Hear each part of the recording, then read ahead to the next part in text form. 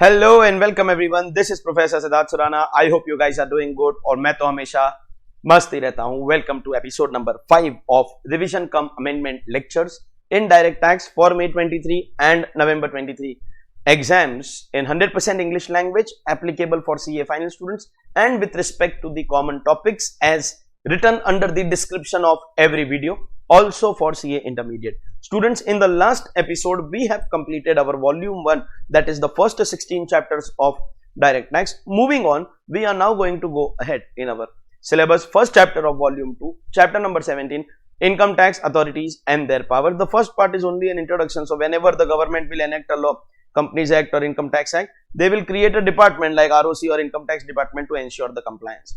To check the work of the department, there will be a board which will, like a father.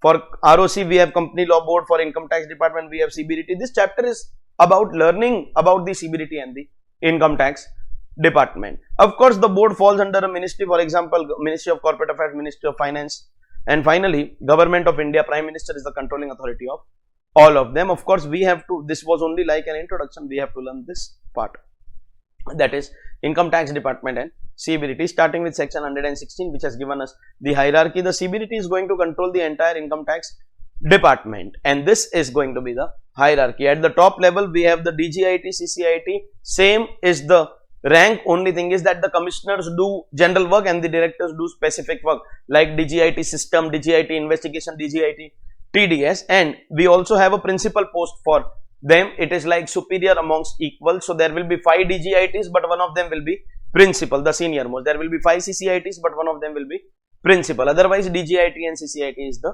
same thing. Second level, second rank is the director of income tax or the commissioner of income tax. So you can say DIT or CIT.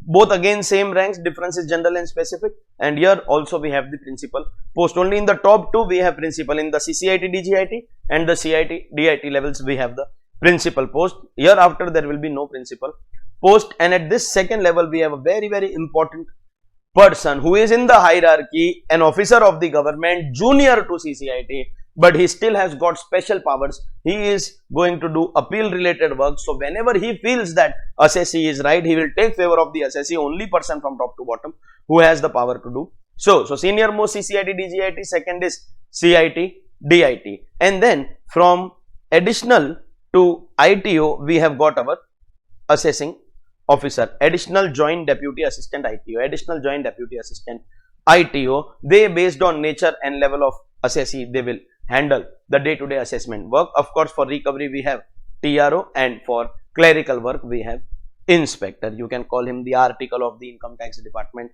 also for doing, don't mind, but don't take it on yourself, or take it on yourself if you want to. It's a matter of time. Very soon you will be superior and you will have articles under you as well. So AO, and below the AO we have TRO and inspector. As I already told you, additional joint deputy assistant ITO, additional joint deputy assistant ITO is AO. So 5 levels of assessing officer. How are these officers going to be appointed? From CCIT to assistant, government appoints by conducting those UPSC exams, and lower authorities are appointed by CBDT or can be delegated to CCIT or CIT. The CBDT is going to exercise control over the entire income tax department. That is why we call CBDT the Baap, Dada, Father, Papa, Achan, Abba, Pops, Daddy of income tax department, because CBDT has got power. This is the most important section of this chapter and one of the most important sections of your entire syllabus. CBDT has got some powers which nobody else in the entire hierarchy has. CBDT will exercise its powers by issuing orders, notification, direction, circulars to the IIT authorities, which will be divided into 2 categories: powers which are available and powers which are not available, or you can say circulars allowed to be issued, circulars not allowed to be issued. The expression says it all: when you are allowed, the smile, and when you are not allowed, the frown on your face. So first let's talk about the circulars which are not allowed, because there are only 2. You cannot tell an assessing officer to dispose or finish off a particular case in a particular manner. If you ask him to investigate, that is allowed, but you cannot tell him to finish off something in favor or something prejudicial to some assessee just because the assessee has got good contacts in the government. And second, you cannot interfere with discretionary powers of CIT appeals when he is doing his appeal work. This is what makes CIT appeal special. He is a part of the hierarchy. He is junior to CCIT, but CBDT cannot interfere with his work when he is doing his appeal work. These are powers not available to CBDT. What are powers available? Relax the provisions of filing of return, assessment, reassessment, interest, penalty. So whenever you don't have anyone in life, you have CBDT. जिसका कोई नहीं होता उसका खुदा होता होगा, no doubt about that. If you are a believer, then you can follow whichever religion you want to. India is a democratic country, but in income tax it is CBDT. So extension of due dates of return filing, relaxation of interest, penalty, fees, etc. all that is under the control of CBDT. That circular is always released under section 119. Likewise, if you want to file a belated ROI after the date has gone, or if you want to make a belated claim of refund or loss carry forward, etc., assessment procedure may everywhere, wherever you are stuck, if you don't have anyone in life, you have CBDT. ऐसा नहीं कि you don't have anyone in life, तो I will start taking a vape. Vape बोला था first lecture में. Google about it, forget it. So everything, for anything in life, you have CBDT. And relax the provisions of chapter 4, chapter 6. 6A is reductions, chapter 4 is heads of income. CBDT can relax the provisions of chapter 4 and chapter 6A. These are the powers which CBDT has got. With the following point, CBDT circulars will be binding on all IT authorities. IT authorities cannot go against CBDT. You cannot go against your own father. Now, this is not your generation. Your generation, it is that fathers have to listen to children. But income tax law is 1961, where children have to listen to fathers. So don't talk about your generation. In this generation, children have to listen in the 1961 generation. CBDT circulars are not binding on the assessee. So assessee can protest against the circular by filing a writ petition at High Court under Article 226 of the Constitution of India. Under Article 226 of the Constitution of India, you can file a writ petition. So this remedy is not under income tax, it is under the Constitution of India. CBDT circulars obviously will not be binding on these independent agencies. In fact, you can file a writ petition at High Court and High Court will decide the validity. So how can it be binding at High Court or Supreme Court? Any CBDT circular in favor of assessee will therefore will always be valid. We understand, if it is in favor of assessee, then assessee will not file writ petition and officers are not allowed to do anything. So always valid. Even if it is speaking nonsense, rubbish, bakwas, still it will be valid. But if it is in favor of department and against the plain language of Act or Supreme Court order, so it can be declared as invalid. But of course, you will have to file a writ petition and get it invalidated. This is how we can get CBDT cancel its circular. Circular is different from the Act. Act is what is passed in Parliament, it is binding. But circulars ke against you can file a writ petition and get it overruled. Under 119A, central government will now issue something called a charter for taxpayers, sets of rules and regulations of taxpayers as well as authorities for smooth operation of the law. Related to jurisdiction का जो sections है, you can ignore altogether. Don't read from the main book. India is moving to faceless assessment. We don't require it anymore. Opportunity of being reheard. So opportunity of being heard, we are aware. Point, principle of natural justice. What is reheard? Whenever an AO changes, the new AO will continue from old or when the old AO left. You cannot tell him to start the case again.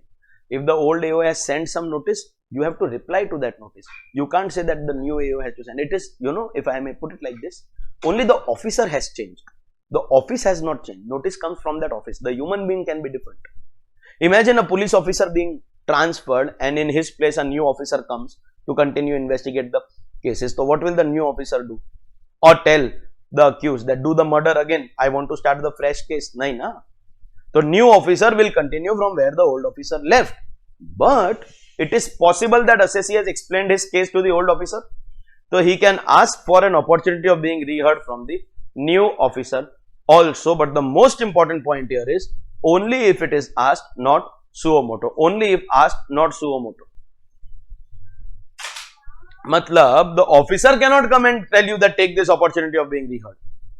Assessee has to ask that, sir, I want an opportunity of being reheard. Then only the opportunity of being reheard will be provided. That's section 129.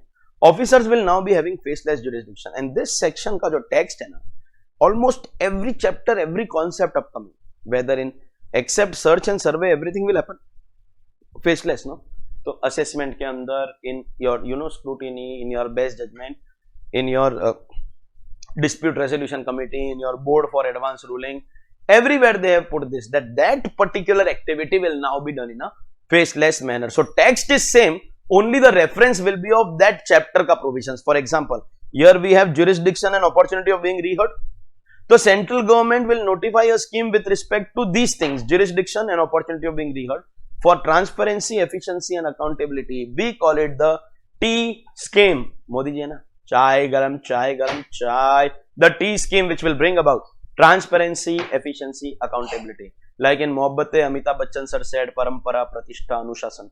Transparency, efficiency and accountability. How? But how? Eliminate the interface between IT authorities and other person, means we will not let them interact with each other. Imagine a faceless scheme where a system is sending you notices and you reply to the system. So there will be more efficiency. Randomly cases can be allocated to any officer who is free.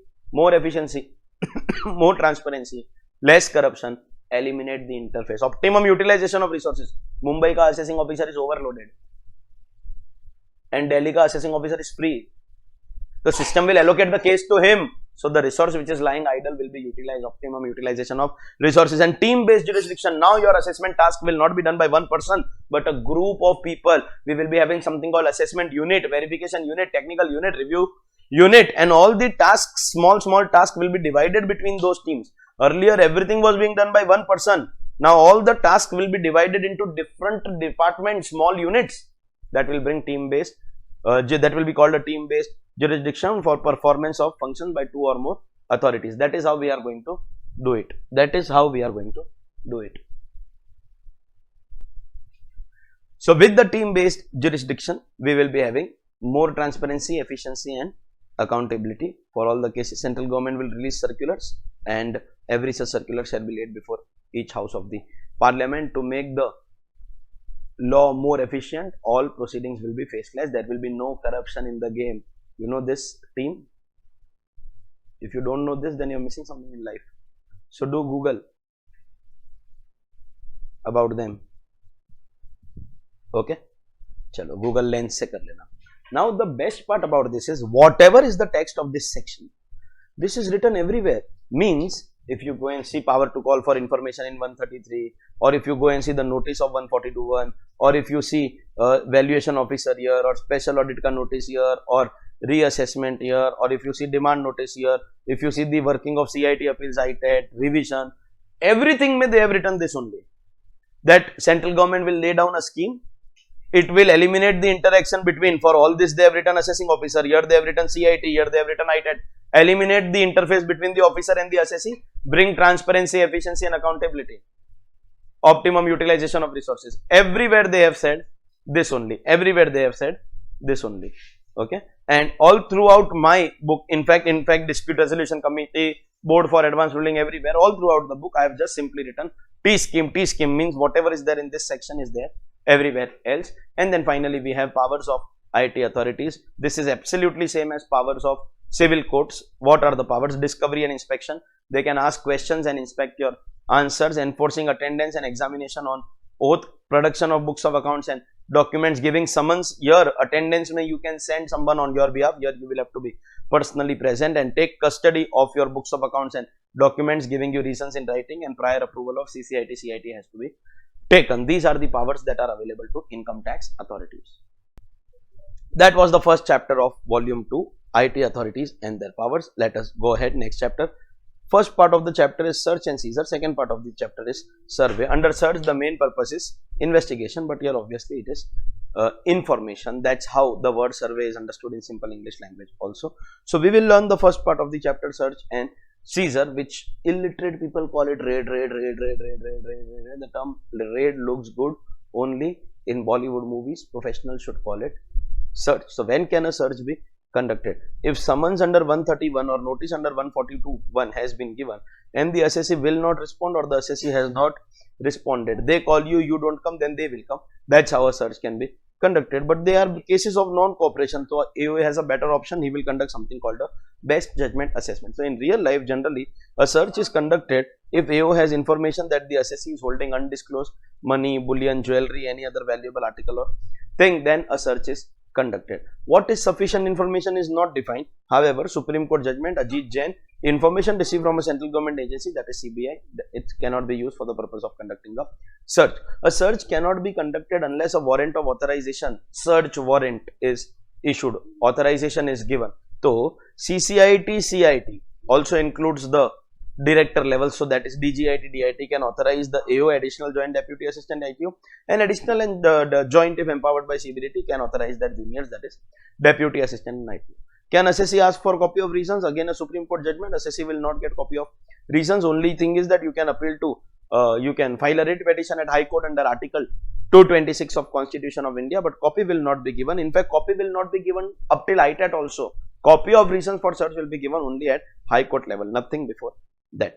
Once the search party has fulfilled the conditions, information, authorization and search, what are the powers? Power number 1, they are allowed to enter any place and search place, vessel, vehicle, aircraft. They are also allowed to search the persons who are already in, persons who are entering from outside, or the people who are leaving. Whether to allow them to leave or no is also their power, but they have the right to search before leaving. If the keys are not made available, then they can break the lock of any door, box, almirah, vault, locker. If you don't provide the key, they will break open the lock. They can examine all books of accounts, all documents, even if they are in electronic form, and they are allowed to place identification marks on your books of accounts and documents. They can obviously make a list and inventory of all assets. Very importantly, they are allowed to seize all books of accounts, seize all documents and assets excluding stock. They can examine stock. Examination mein there is no prohibition. Examine everything. Seizure mein they are not allowed to take stock. So examine all books, seize all books including stock register. Examine all documents, seize all documents. Examine all assets including your physical stock, seize all assets excluding your physical stock. So the power is not available: seizure of stock, sealing of business premises and arrest of the assessee. Provisional attachment can also be done. Assessee has to explain the source or not explain the source. Provisional attachment also can be done. Sometimes the asset is very bulky or perishable, it is not possible to physically seize, so they will issue something called a prohibitory order. They will seal your asset, or they will put it in a packet where it cannot be seized, and thus they will seal it. This is known as deemed or constructive seizure. If prohibitory order is issued, then you cannot remove, part with, use, sell, gift, transfer, do anything with your asset. With respect to the books of accounts, documents and assets that are found during a search, following will be presumed. 1. It belongs to the assessee. 2nd, the contents are true. 3rd, if there is any handwriting, signature, stamp, attestation found, then it is of the same person of whom it appears, of whom it purports. They are going to assume this, presume this. If it is wrong, burden of proof is going to be on the assessee. Next, we have a small concept called requisition, where an officer under income tax will request officer under other law enforce that when your work is over, hand over the books of account documents to us. For example, police or custom or GST department has seized your books of account documents and assets. So we cannot conduct a search because it does not make sense. We will tell them that once your work is over, give it to us, but this is possible only if the custody was taken by force. If it was voluntarily submitted, then that cannot be requisition, held by Madhya Pradesh High Court, Samta Construction Company. Finally, the books of accounts, documents and assets which have been seized, how to use it. The books of accounts and documents will be used for computation of tax, interest, penalty, pass, order under. Now this won't be 153A, it is now going to be 147, and after 30 days it will be returned to the assessee. For extension, prior approval of CCIT, CIT, reasons in writing. If all the proceedings are over, there will be no extension, assessee can object, CBDT will decide and copies will be given. This is how we will utilize the books of accounts and documents. Now, what about the assets? How will we utilize the assets? If the assessee gives an explanation within the time limit and explains how he acquired the asset source, then it will be returned to the assessee. But if he does not, then the asset will be auctioned and will be adjusted for any existing liability, fresh liability, any liability decided by ITSC, but ITSC is now abolished, so it may not be applicable anymore. Any government dues under other laws, and after this also, if any balance is left, it will be refunded to the assessee. We can call for following information from the assessees. From a firm, we can call for information about name and address of partners and their share. From HUF, name and address of members, managers and their share. Share is equal only in HUF. From a trustee, agent or guardian, name and address of the people for whom you are a trustee. I can get a notice which trust you are a trustee in, whom are you a guardian of, you are an agent of which assessee. For any assessee, they can call for information of any rent, interest, royalty, annuity, brokerage more than 1000 paid in respect of a stockbroker, a stockbroker like Zerodha or anything, they can call for all receipts and payments. And statement of affairs and accounts, general statement of accounts can be called from anyone. But when we are calling information from this party, only if the proceeding is pending. In case of this party, if the order is already passed, then we cannot harass this assessee for any information. Exception being, in the following cases we can call for it. Exception being, if we take approval of the following authorities, or if this is information related to any bilateral treaty, where under the treaty we have to give this information to the other government. In these cases, we will be allowed to call for the information even after the proceedings are over. Next, survey. So, search and seizure was the first part, that is over. We go to the second part of the chapter, that is survey. Survey mein the primary target is to check your assets in physical counting with your books of accounts. Like stock and cash in physical counting and books, are they matching or no? For example, like if you are in books of accounts showing I have 10 ACs in my office, so whether physically there are 10 ACs or no, it's like just a check, just a verification, just an information. So for these reasons, survey will be conducted at a place of business or profession within the jurisdiction of the AO. For everything else, income tax can become faceless, jurisdiction free, but for search and survey, it will never become faceless. There cannot be search on WhatsApp video call, if you understand what I am trying to say. So, business premises in own jurisdiction. It can be outside own jurisdiction but occupied by our assessee. If our assessee has got one more place, so as an officer I can go to that other place also. So, within my jurisdiction any place of business, outside my jurisdiction a place of business if it belongs to my assessee. Any office of charitable trust, place where charitable activity is being conducted, because over the years a lot of people have done violations in the name of being human, and therefore we need to verify whether in reality some charity is being done or no. And in case of the above, if books of accounts are kept somewhere else, so if I am the trustee of a trust, but books of accounts of the trust are kept in my house, then survey can be conducted in my house also. I have a business premises, but there is not enough space to store books. I keep the books of accounts at home, then survey can be conducted at home also. Normally, survey cannot be conducted at residential houses, but if books are kept, then they will be conducted. Here, the restriction is that they can enter in business premises only when it is kept open for business during working hours, and other places between sunrise and sunset. When books are kept, so you can go to other places, but the restriction is only on entry and not on exit. Once they enter within the allowable time, they will not leave unless their work is over. Now, what are their powers? They can enter the premises, same as search. Examine all books, all documents, all assets, same as search. So, examine all books, all documents, all assets, search, survey, same. Place identification marks, same. Examine के साथ साथ seize all books, same power as search. Seize all documents. If you observe carefully till here, तो search and survey are absolutely same. Examine all books, seize all books, including stock register. Examine all documents, seize all documents. Examine all assets, including stock entry. But under survey, this is what differentiates search and survey. Under survey, seizure of assets is not allowed. Assets cannot be seized, only books of accounts and documents, and we have the two conditions: prior approval of CCIT, CIT, reasons in writing. Survey can also be conducted at function, ceremony and event to determine the nature of expenses, but they will do questioning only after the function is over. Survey can also be conducted by TDS, TCS officers to check whether TDS, TCS provisions are properly complied by the assessee, and if any incriminating data is found, the bad news is that the survey can be converted into a search. Okay. Next, 133B, power to call for information, also known as door-to-door survey. Search for these words in your MCQ.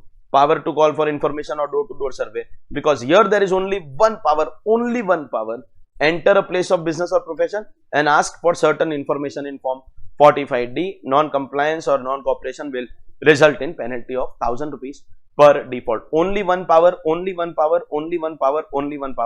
no other power is going to be available. Only one power, no other power is going to be available. Neither entry, they can't even ask for water, and you can refuse to give them water also. Don't do that, but you can. This is called power to call for information. This is also like a survey only, but difference is in that normal survey books can be examined and seized, but here it cannot be. Only one power. Okay. So identify what your question is actually targeting. Now, there will be a prescribed IT authority to send you notice. So, the person doing the assessment, person sending the notice earlier used to be the same person. A will send you the notice and B will do the assessment. So, we will not allow you to interact with B who will do your assessment. That is going to be called a prescribed IT authority. Obviously, IT authorities will have the power to inspect register of shareholders, members, debenture holders, Obviously, seniors will have powers of juniors, all powers of assessing officer. For the purpose of 133, that is third party information. 133B, door-to-door survey, power to call for information, prescribed IIT Authority, shareholder register, and senior having power of junior. We have T scheme. So notice carefully, for 132, which is search, and 133A, your normal survey, there is no T scheme. This cannot be faceless. Everything can be faceless, but not search and survey. Understood?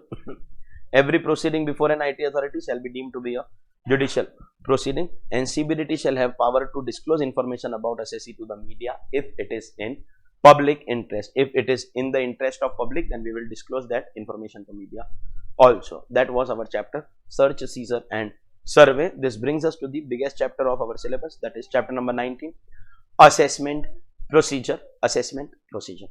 Okay, first part is about return filing and all, which is relevant for intermediate students also, who is supposed to file return of income, what is belated return, what is revised return, the new concept called updated return, all that is relevant for intermediate children also.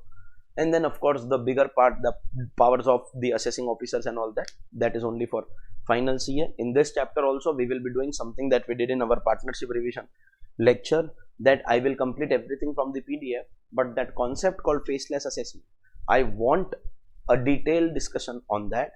And plus faceless assessment is completely revamped. So it was first introduced in November 2020, 1st November 2020. Barely 1.5 years later, Auntie has majorly changed everything that is there in faceless assessment. It is as good as it is, only the section number is same, everything is completely new. So that part being, you can say, revision cum amendment, so being an important amendment, we will be taking directly from our full course lecture like we did in partnership chapter. So apart from faceless, everything else I will complete. Only that faceless wala part we will take, and I will complete everything else, then attach the faceless video at the end, and at the end of the faceless video, because it's a big video, faceless video alone is more than 1.5 hours. Already half an hour is done by now, so that's 2 hours, and for doing the remaining chapter other than faceless, I need another half an hour, so that will effectively become a 2.5 hour session, and therefore immediately after faceless I will cut the video and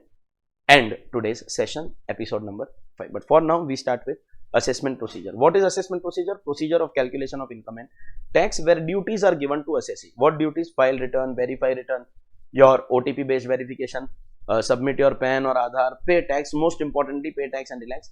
And duties will also be given to the assessing officer. Now he has to process ROI, check whether the ROIs are filed on time or no, check whether assessee has disclosed proper information or no. If there is any doubt, do any question and answer, ask questions, seek answers, seek for information and explanation. Every time a neo wants to do something against you, he will have to give you a notice. Every notice will open assessment, any assessment will open with notice, and one fine day on a piece of paper, the assessing officer will decide your total income and tax, that is he will pass the assessment order. Passing of an assessment order is same as words leaving your tongue, arrow leaving a bow, life leaving the human body. I make some political comments also in my regular lectures, but in open lectures I will not do that. Once an order is passed, nothing can happen. Salman Khan के style में एक बार जो order pass कर दिया, उसके बाद अपने आप की भी नहीं सुन सकता. But yes, if the assessee is aggrieved, department cannot be aggrieved. It is their own guy. If you are aggrieved, lock him in a room and give him 2 tight slaps. But if the assessee is aggrieved, he can go for appeal. That's the next chapter. Assessment is over the moment order is passed. Any assessment opens with notice, closes with order. Open with notice, close with order, and of course there will be a demand notice asking you to pay tax and karo relax. So duties will be divided between assessee and department, and within this assessment in a faceless manner we will have to take from the full course lecture, because I want that detailed explanation with all the amendments. So we start with the duties of the assessee filing of return of income. Section 139(1) has given us 2 things. 1, return filing is compulsory for whom, and 2, what are the due dates. Section 139(1) has given us 2 things. First, return filing is compulsory for whom. Return filing may not be compulsory for everyone. किसके लिए compulsory है? And then what are the due dates? We have some amendment here as well. So first, return filing will be compulsory for every company, irrespective of number of directors, shareholders, public, private, anything. Every partnership firm, including LLP, because all provisions are same except presumptive taxation. Individual HUF, AOP, BOI, AJP. If your GTI means pay tax on NTTI, but for return filing, check GTI. Mark my words, pay tax on NTTI, but for return filing, check the GTI, income after exemption before deduction. and before the 54 series, 54, 54B, 54EC, before the 54 series exceeds the basic exemption limit. Income exceeds basic exemption limit, but which income? Not the net taxable income. Gross income also before 54 series exemption. If that is exceeding basic exemption, then return filing is going to be compulsory. Resident excluding RNOR. So effectively it will be ROR, but then देखो individual HUF में we will have ROR. For AOP, BOI, तो we have only resident and non-resident. So in that we can't say that ROR. So for AOP, BOI and AJP it will be resident, and for individual HUF it will be resident and ordinarily resident. So we can casually say ROR holding any asset outside India. Asset can include financial interest including signing authority outside India. This foreign asset you can acquire as a beneficial owner, matlab you provided the funds, or as a beneficiary means you are getting the benefit like the rent, the dividend, the interest from that asset. 99% it is going to be the same person in making the investment will get it. But in case you invest in someone else's name, you buy a foreign asset in the name of your spouse, children, Rosie, Lucy, secretary, etc., then in that case beneficial owner, beneficiary both have to file. But if clubbing provisions are going to be applicable and income is going to be clubbed in the hands of beneficial owner, then return filing will be mandatory for the beneficial owner, not for the beneficiary. So every company, every firm, other people, if GTI before basic exemption and before GTI before 54 series exceeds the basic exemption, and ROR having asset outside India, finally, if your aggregate deposit in current account exceeds 1 crore, if this is handwritten book, this is revision book. Normally, if you go and read the act, they say it like this: if your total deposits in current account in one or more accounts, in one or more banks, aggregate for the year exceeds 1 crore. So all your current accounts total exceeding 1 crore. Your foreign travel expenses for self or others in one trip or multiple trips aggregate in the year exceeds 2 lakh rupees. Your electricity expenses for self or others aggregate in a year exceeds 1 lakh rupees. Then return filing is going to be compulsory. Any other notified case, return filing is going to be compulsory. Now there is an amendment here, notification which came in 2022, that apart from these people, so current account more than 1 crore, foreign travel more than 2 lakh, and electricity more than 1 lakh, we have some more people for whom return filing is going to be compulsory. Any person whose total sales, turnover or gross receipts in business has exceeded 6 lakh. Business turnover exceeding rupees 6 lakh, irrespective of anything else, return filing is compulsory. Profession में we will see 10 lakh. Business में 6 बोल रहा हूँ, 60 lakhs, profession में 10 lakh. Turnover in business exceeding 60 lakhs, turnover in profession exceeding 10 lakh. Then return filing is going to be compulsory. Aggregate deposit in saving account more than 50 lakh. तो देखो current account का we had 1 crore, saving account के लिए they are bringing an amendment 50 lakh. Third point पे I will discuss later. There is one correction I have to make here. Current account 1 crore, saving account 50 lakhs. That's not the only difference. Current account exact 1 crore, no, this point will not be triggered because it is greater than. But saving account exact 50 lakh, this point will be triggered. So basically government is making amendments that no one understands. Somewhere they are writing greater, somewhere they are writing equal to. And knowing ICAI, they will target this.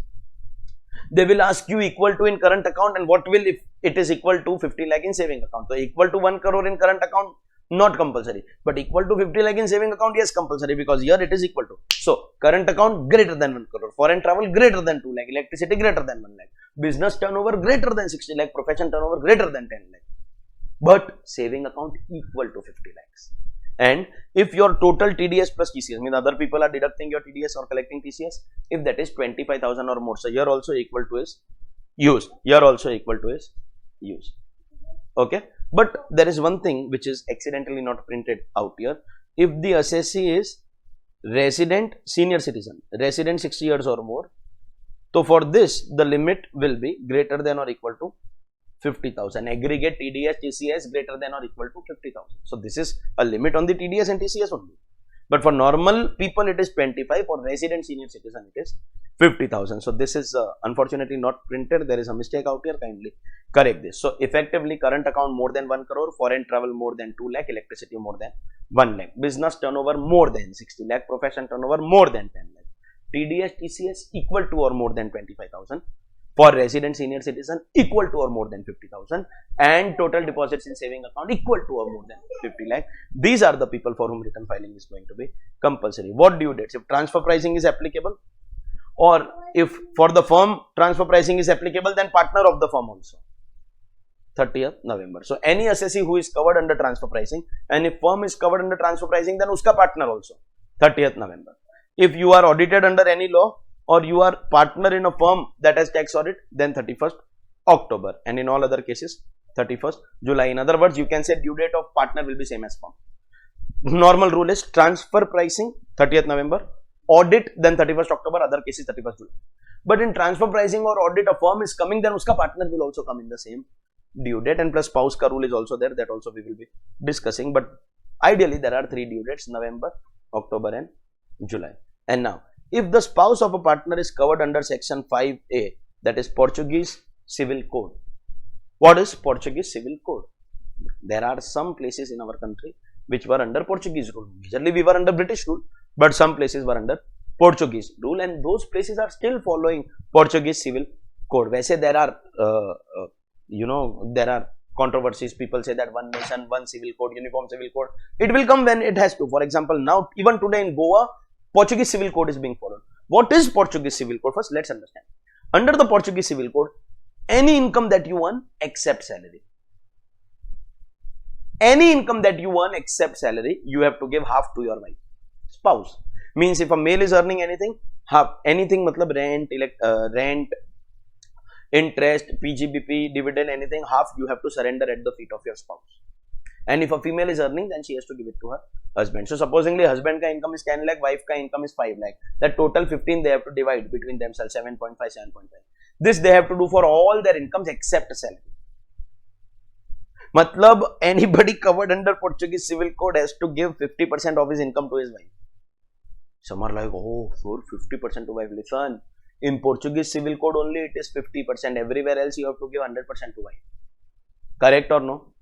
Everywhere else 100% you have to go bring home and surrender at the feet of her. Correct? So 50% of your income has to be given to your wife. So if the spouse of a partner in a firm is covered under 5A, that means she must be getting half of the income of her husband. Then due date for such spouse will also be same as the partner. So if firm has transfer pricing, so firm ka November, partner also November, and if they are covered under Portuguese Civil Code, then partner ka spouse also November. Same thing we will apply for the audit due date also. So for transfer pricing November, for audit October, and other cases July. Bulk filing, e-filing and power, this I don't do in regular course, full course lecture. Also you can file return in bulk, compulsory e-filing for certain people, company, government office and tax audit people, and central government can give some exception. One by one, some important concepts. Loss return. A return in which you are declaring a loss is going to be called a loss return. For getting carry forward of the following losses, return has to be filed on time. If your return is filed belatedly, then you will not be getting the loss carry forward. Which are the losses for which you will have to file your return on time? Business loss, you get carry forward of 8 years but file return on time. Speculation loss, specified business loss, capital loss, loss from owning and maintaining resources. 5 losses: business loss, speculation, specified, capital, OMRH. Business, speculation, specified, capital, OMRH. File your return on time, then only you will get carry forward. But of course, CBDT can give you extension, as we saw in the previous chapter, IT authorities. Section 80 therefore is not applicable if you understand to house property losses and unabsorbed depreciation. Matlab they can be carried forward even if you file a belated ROI. But of course, filing is mandatory. Without filing your ROI, you will never know that you are eligible for any loss. So you can file late, but you file. So 5 losses return has to be filed on time. 2 losses your return can be filed late. Also, house property and unabsorbed depreciation. This is going to be applicable only for the current year losses, not in future years. For example, you file return on time, so you get carry forward of business loss for 8 years. During those 8 years, if you file late, so your carry forward will continue. Only that year's loss will lapse, but the brought forward will continue. Or listen to my next sentence. This rule of filing return on time for 5 losses is applicable only for your current year losses. Brought forward losses will continue even if return is late. Brought forward losses will continue. And a return filed on time will be treated as 139(1) or filed late will be treated as 139(4). 139(3) has only given definition of loss return. 139(3) is not a section under which filing can be done. Next, belated return of income. As the name indicates, a return which is filed after the due date will be called a belated return of income. The time limit is going to be 3 months before the end of the assessment year or completion of assessment, out of the two, whichever is earlier. For AY 23-24, this is the date for 3 months prior to the assessment year, and obviously completion of assessment without return can only be best judgment order. So 3 months before assessment year or completion of assessment, whichever is earlier. Obviously, if you miss that date also, so CBDT will give you condonation under 110. 19. But belated return comes with certain consequences. One, you will lose carry forward of 5 losses. Of course, your CBDT can help you. You will have interest under 234A. Here also CBDT can help you relax provisions of interest. You will have fees of rupees 5,000. But if the income is up to 5 lakh, then only 1,000. So, income up to 5 lakh, then 1,000. Income more than 5 lakh, then 5,000. And you will also lose income related tax benefits.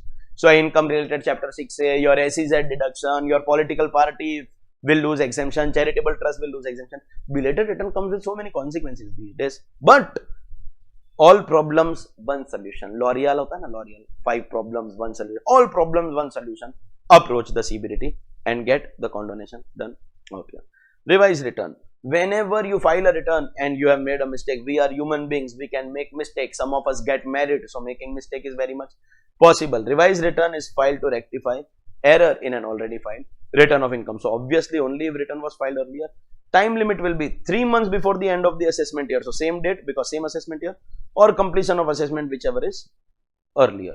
But here difference is that this can be best judgment, this can be regular assessment order. Also, time limit is same in belated and revised. 3 months before assessment year or completion of assessment, whichever is earlier. 3 months before the assessment year or completion of assessment, whichever is earlier. Here also you can have condonation. How many times you can get married? Sorry. How many times you can make mistake? Unlimited times. So, revised return can be filed unlimited times, but it has to be done within the time limit.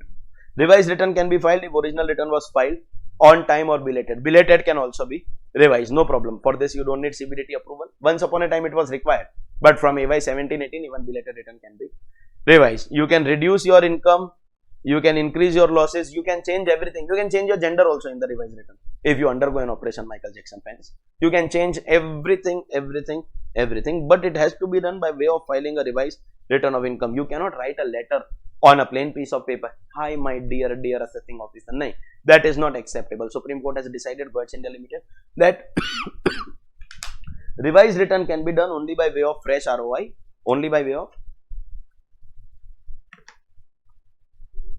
fresh ROI, not on a plain piece of paper. And the revised return will fully replace original return except the date of filing. Fully replace original return except the date of filing.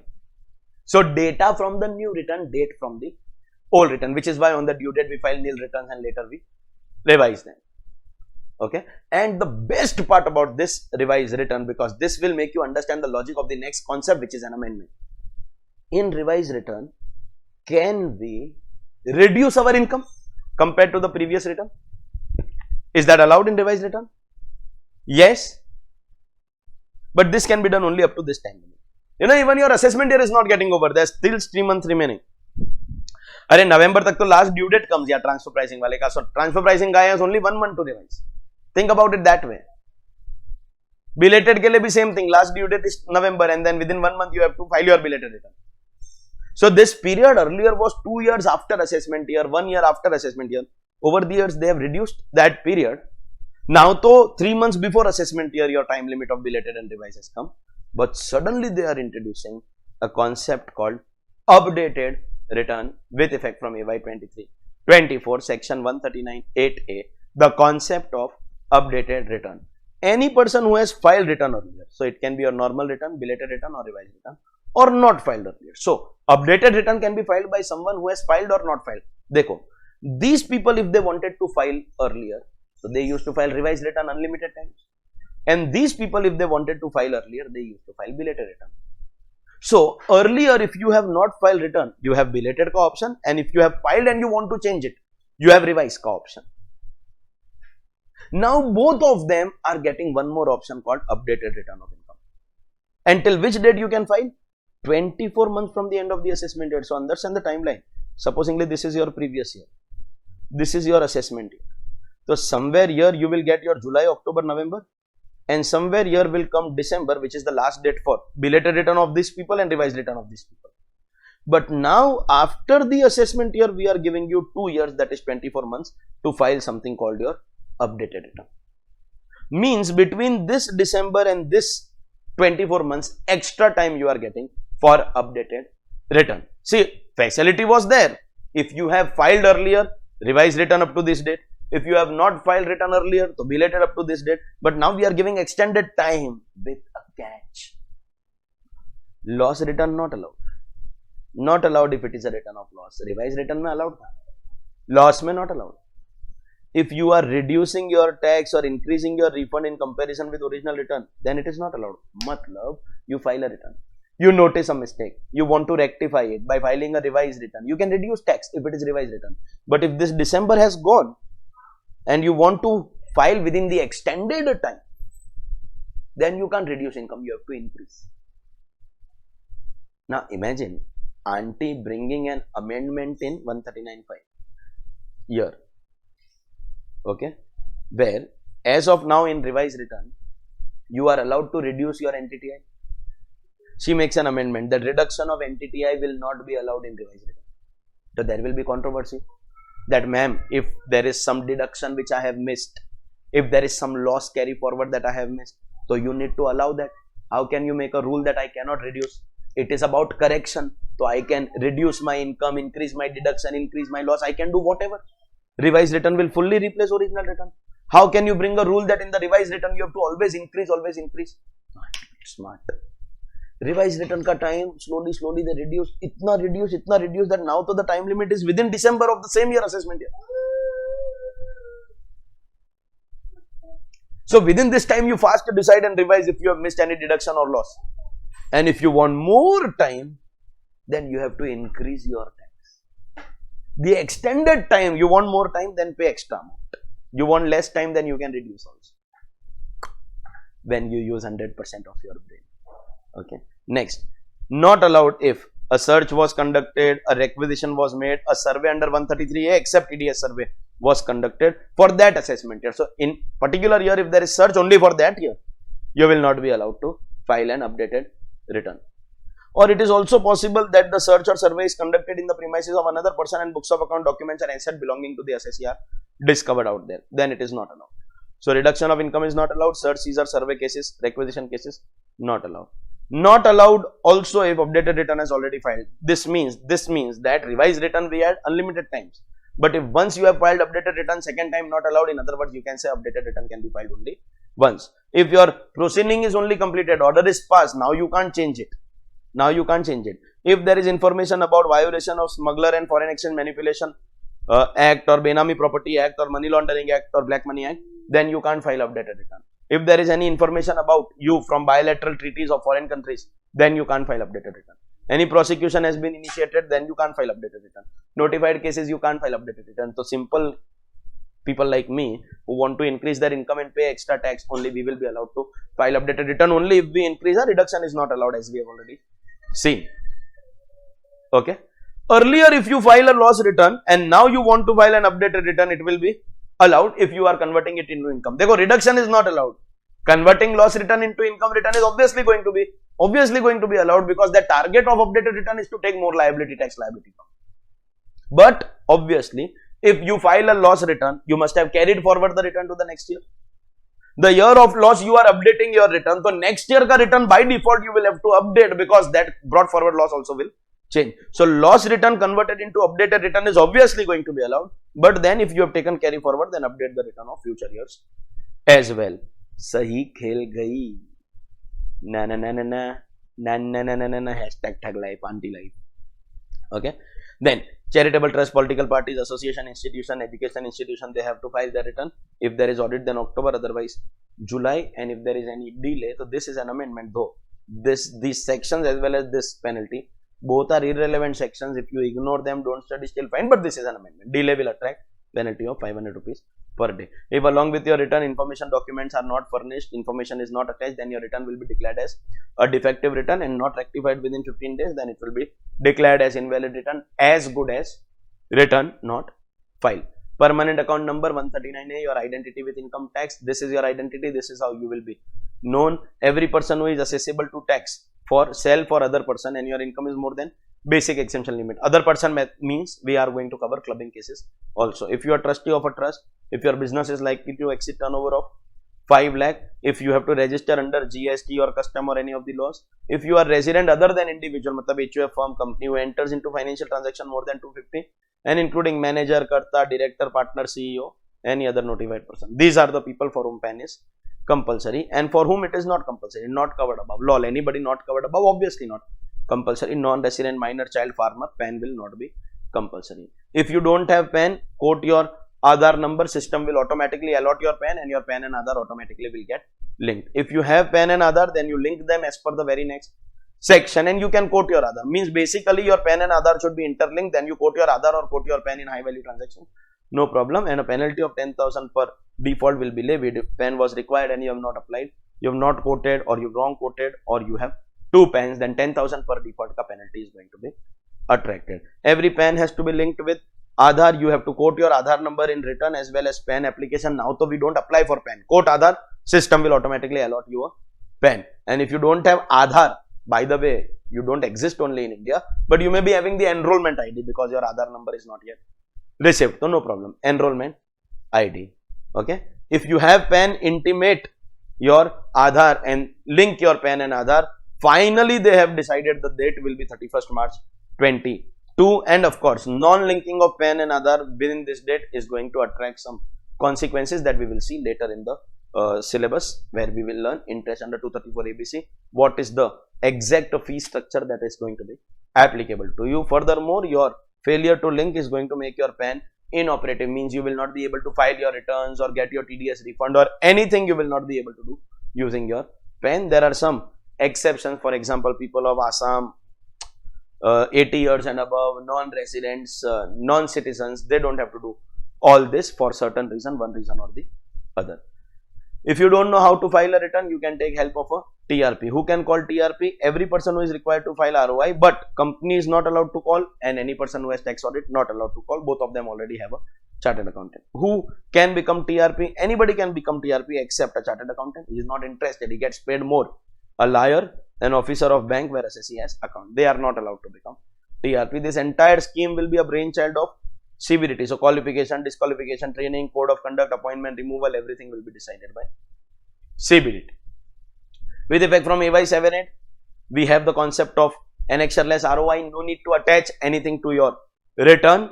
No need to attach anything to your return.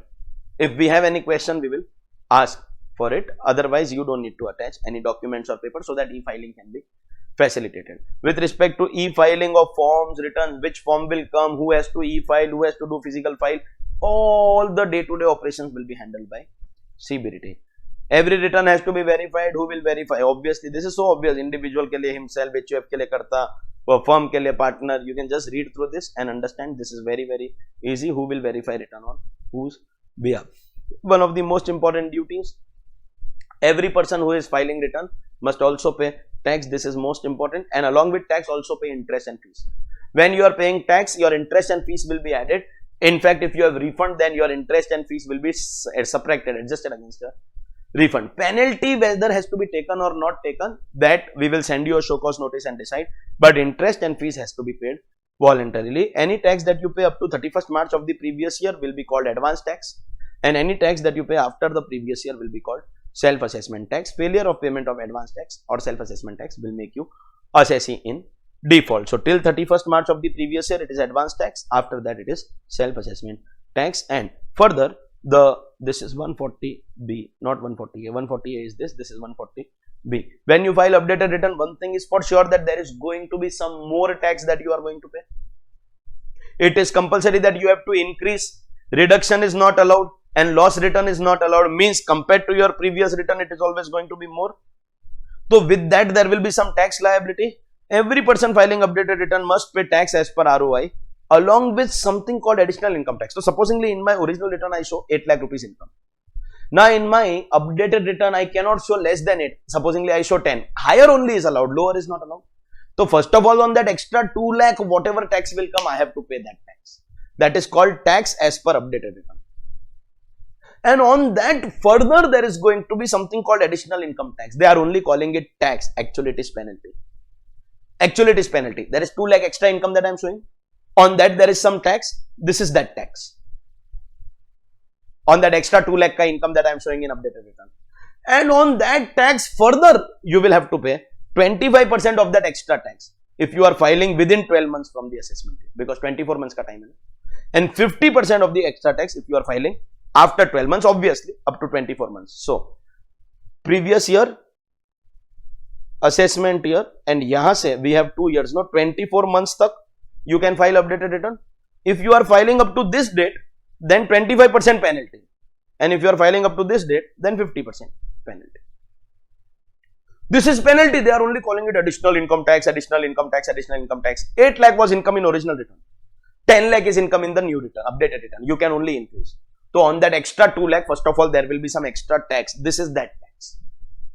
And on that tax, you have to pay penalty. That penalty ko they have given a name called additional income tax. This is penalty on that extra tax. How much penalty? Till this date, 25% of that extra tax, and till this date, 50% of that extra tax. This is penalty. But why are they calling it additional income tax? So that they don't have to give you show cause notice and directly collect it. So pay tax on that 2 lakh. That's your new tax because of updated return, and pay penalty in the name of additional income tax, 25 or 50 based on when you are filing. This is the duties of the assessee. These are the duties that the assessee has to do. And now we move to the second part, that is duties of the assessing officer. So starting with making inquiry before assessment, notice under 142(1), make assessee file ROI if not already filed books of accounts and documents up to a maximum of 3 years, and information and explanation for off balance sheet he will take JCIT approval. But this is the most important task. If an assessee has not filed return, we will make him file by issuing notice under 142(1). What is the time limit? No time limit. However, it has to be before the last date of passing the order. And failure, डर है क्या नहीं? Failure will attract penalty of rupees 10,000 and best judgment assessment. Penalty of 10,000 best judgment. Search can also be conducted, but better option best judgment. And this will also be done in a faceless manner. We can call for information from third parties also, but before using the material gathered, we will give the assessee an opportunity of being heard. For certain asset ka valuation, we can take help of valuation officer. Registered valuation valuer is an independent party. Anybody can approach him. He has got license from CBDT. Valuation officer is an officer of the department, and AO will get the valuation done from him. This is how valuation will happen. If the books of accounts nature of business of the assessee is complex or complicated, then the AO can tell him to get a special audit done. When there is complexity or the correctness of account is doubtful, or there is multiple transaction, or there is special nature of business with the AO is not understanding, then he can tell the assessee to get something called a special audit done. Before that, you have to give opportunity. Pons is compulsory. So first, there will be complexity. Tell the assessee to explain. If he is not able to explain, then tell him to get a special audit done. He has to take prior approval of CCIT, CIT. Even if your normal audit, tax audit, stat audit is done, then also this special audit will be compulsory. It can be particular part of your business. For example, only stock register. That is also possible. This will be done by a CA holding certificate of practice who will be nominated by CCIT, CIT. Fees will be decided by CCIT, CIT.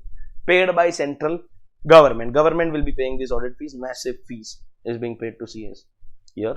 Failure, once again, penalty of 10,000 best judgment assessment. Failure to do this, penalty of 10,000 best judgment assessment. The AO can tell you to get a special audit done at any time during the proceedings, and you have to furnish the audit report within the time given in the notice. With extension, it will be 180 days. Time given with extension maximum of 180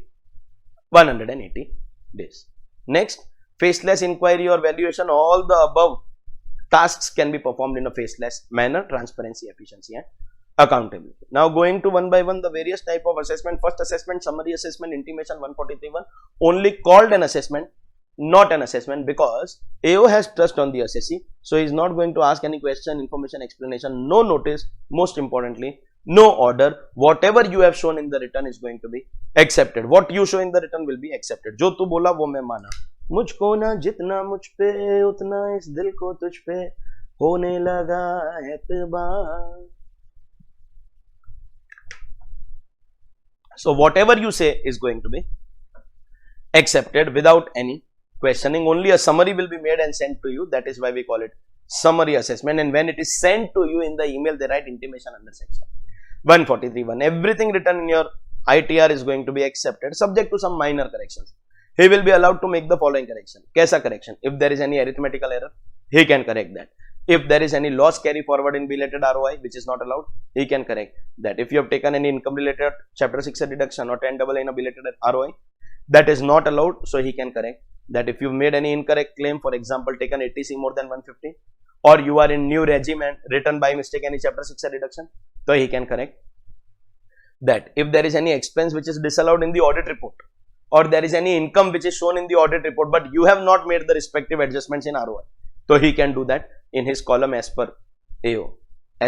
So these are some minor corrections that he is going to make. He is allowed to correct this, but he is not going to send any notice. Just there will be two columns, as per ROI and as per assessing officer. Now 143(1) is compulsory in 100% cases. There may be some cases where you want to do scrutiny, but compulsory to first send intimation, because finally when scrutiny will happen, so for penalty purposes we will compare tax in scrutiny with intimation. The ROI ka amount will be ignored. Penalties ke chapter mein you are already aware of that. What is the time limit to issue? Issue means leave the department. 9 months from the end of the year in which the ROI was filed. For example, if the ROI was filed on this date, so from 24 9 months, 31st December 24. But as I said, if we have to send a scrutiny notice, we have to first do intimation. So then this time limit will not be applied. Intimation has to be sent before the notice is sent. Obviously, summary assessment can be done only and only if ROI was filed. If ROI was not filed, where is the question of any summary assessment? Only if ROI was filed, there can be summary.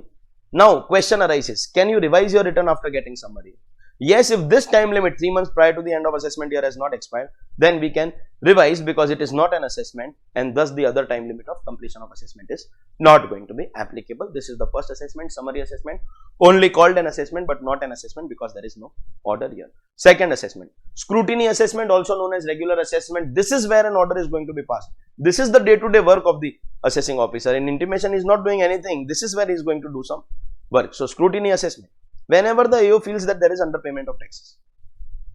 How can that happen? If you have shown less income or more expenses or losses and deduction, shown the correct income but at a low tax rate, then he will serve a notice under 143(2) and pass order under 143(3).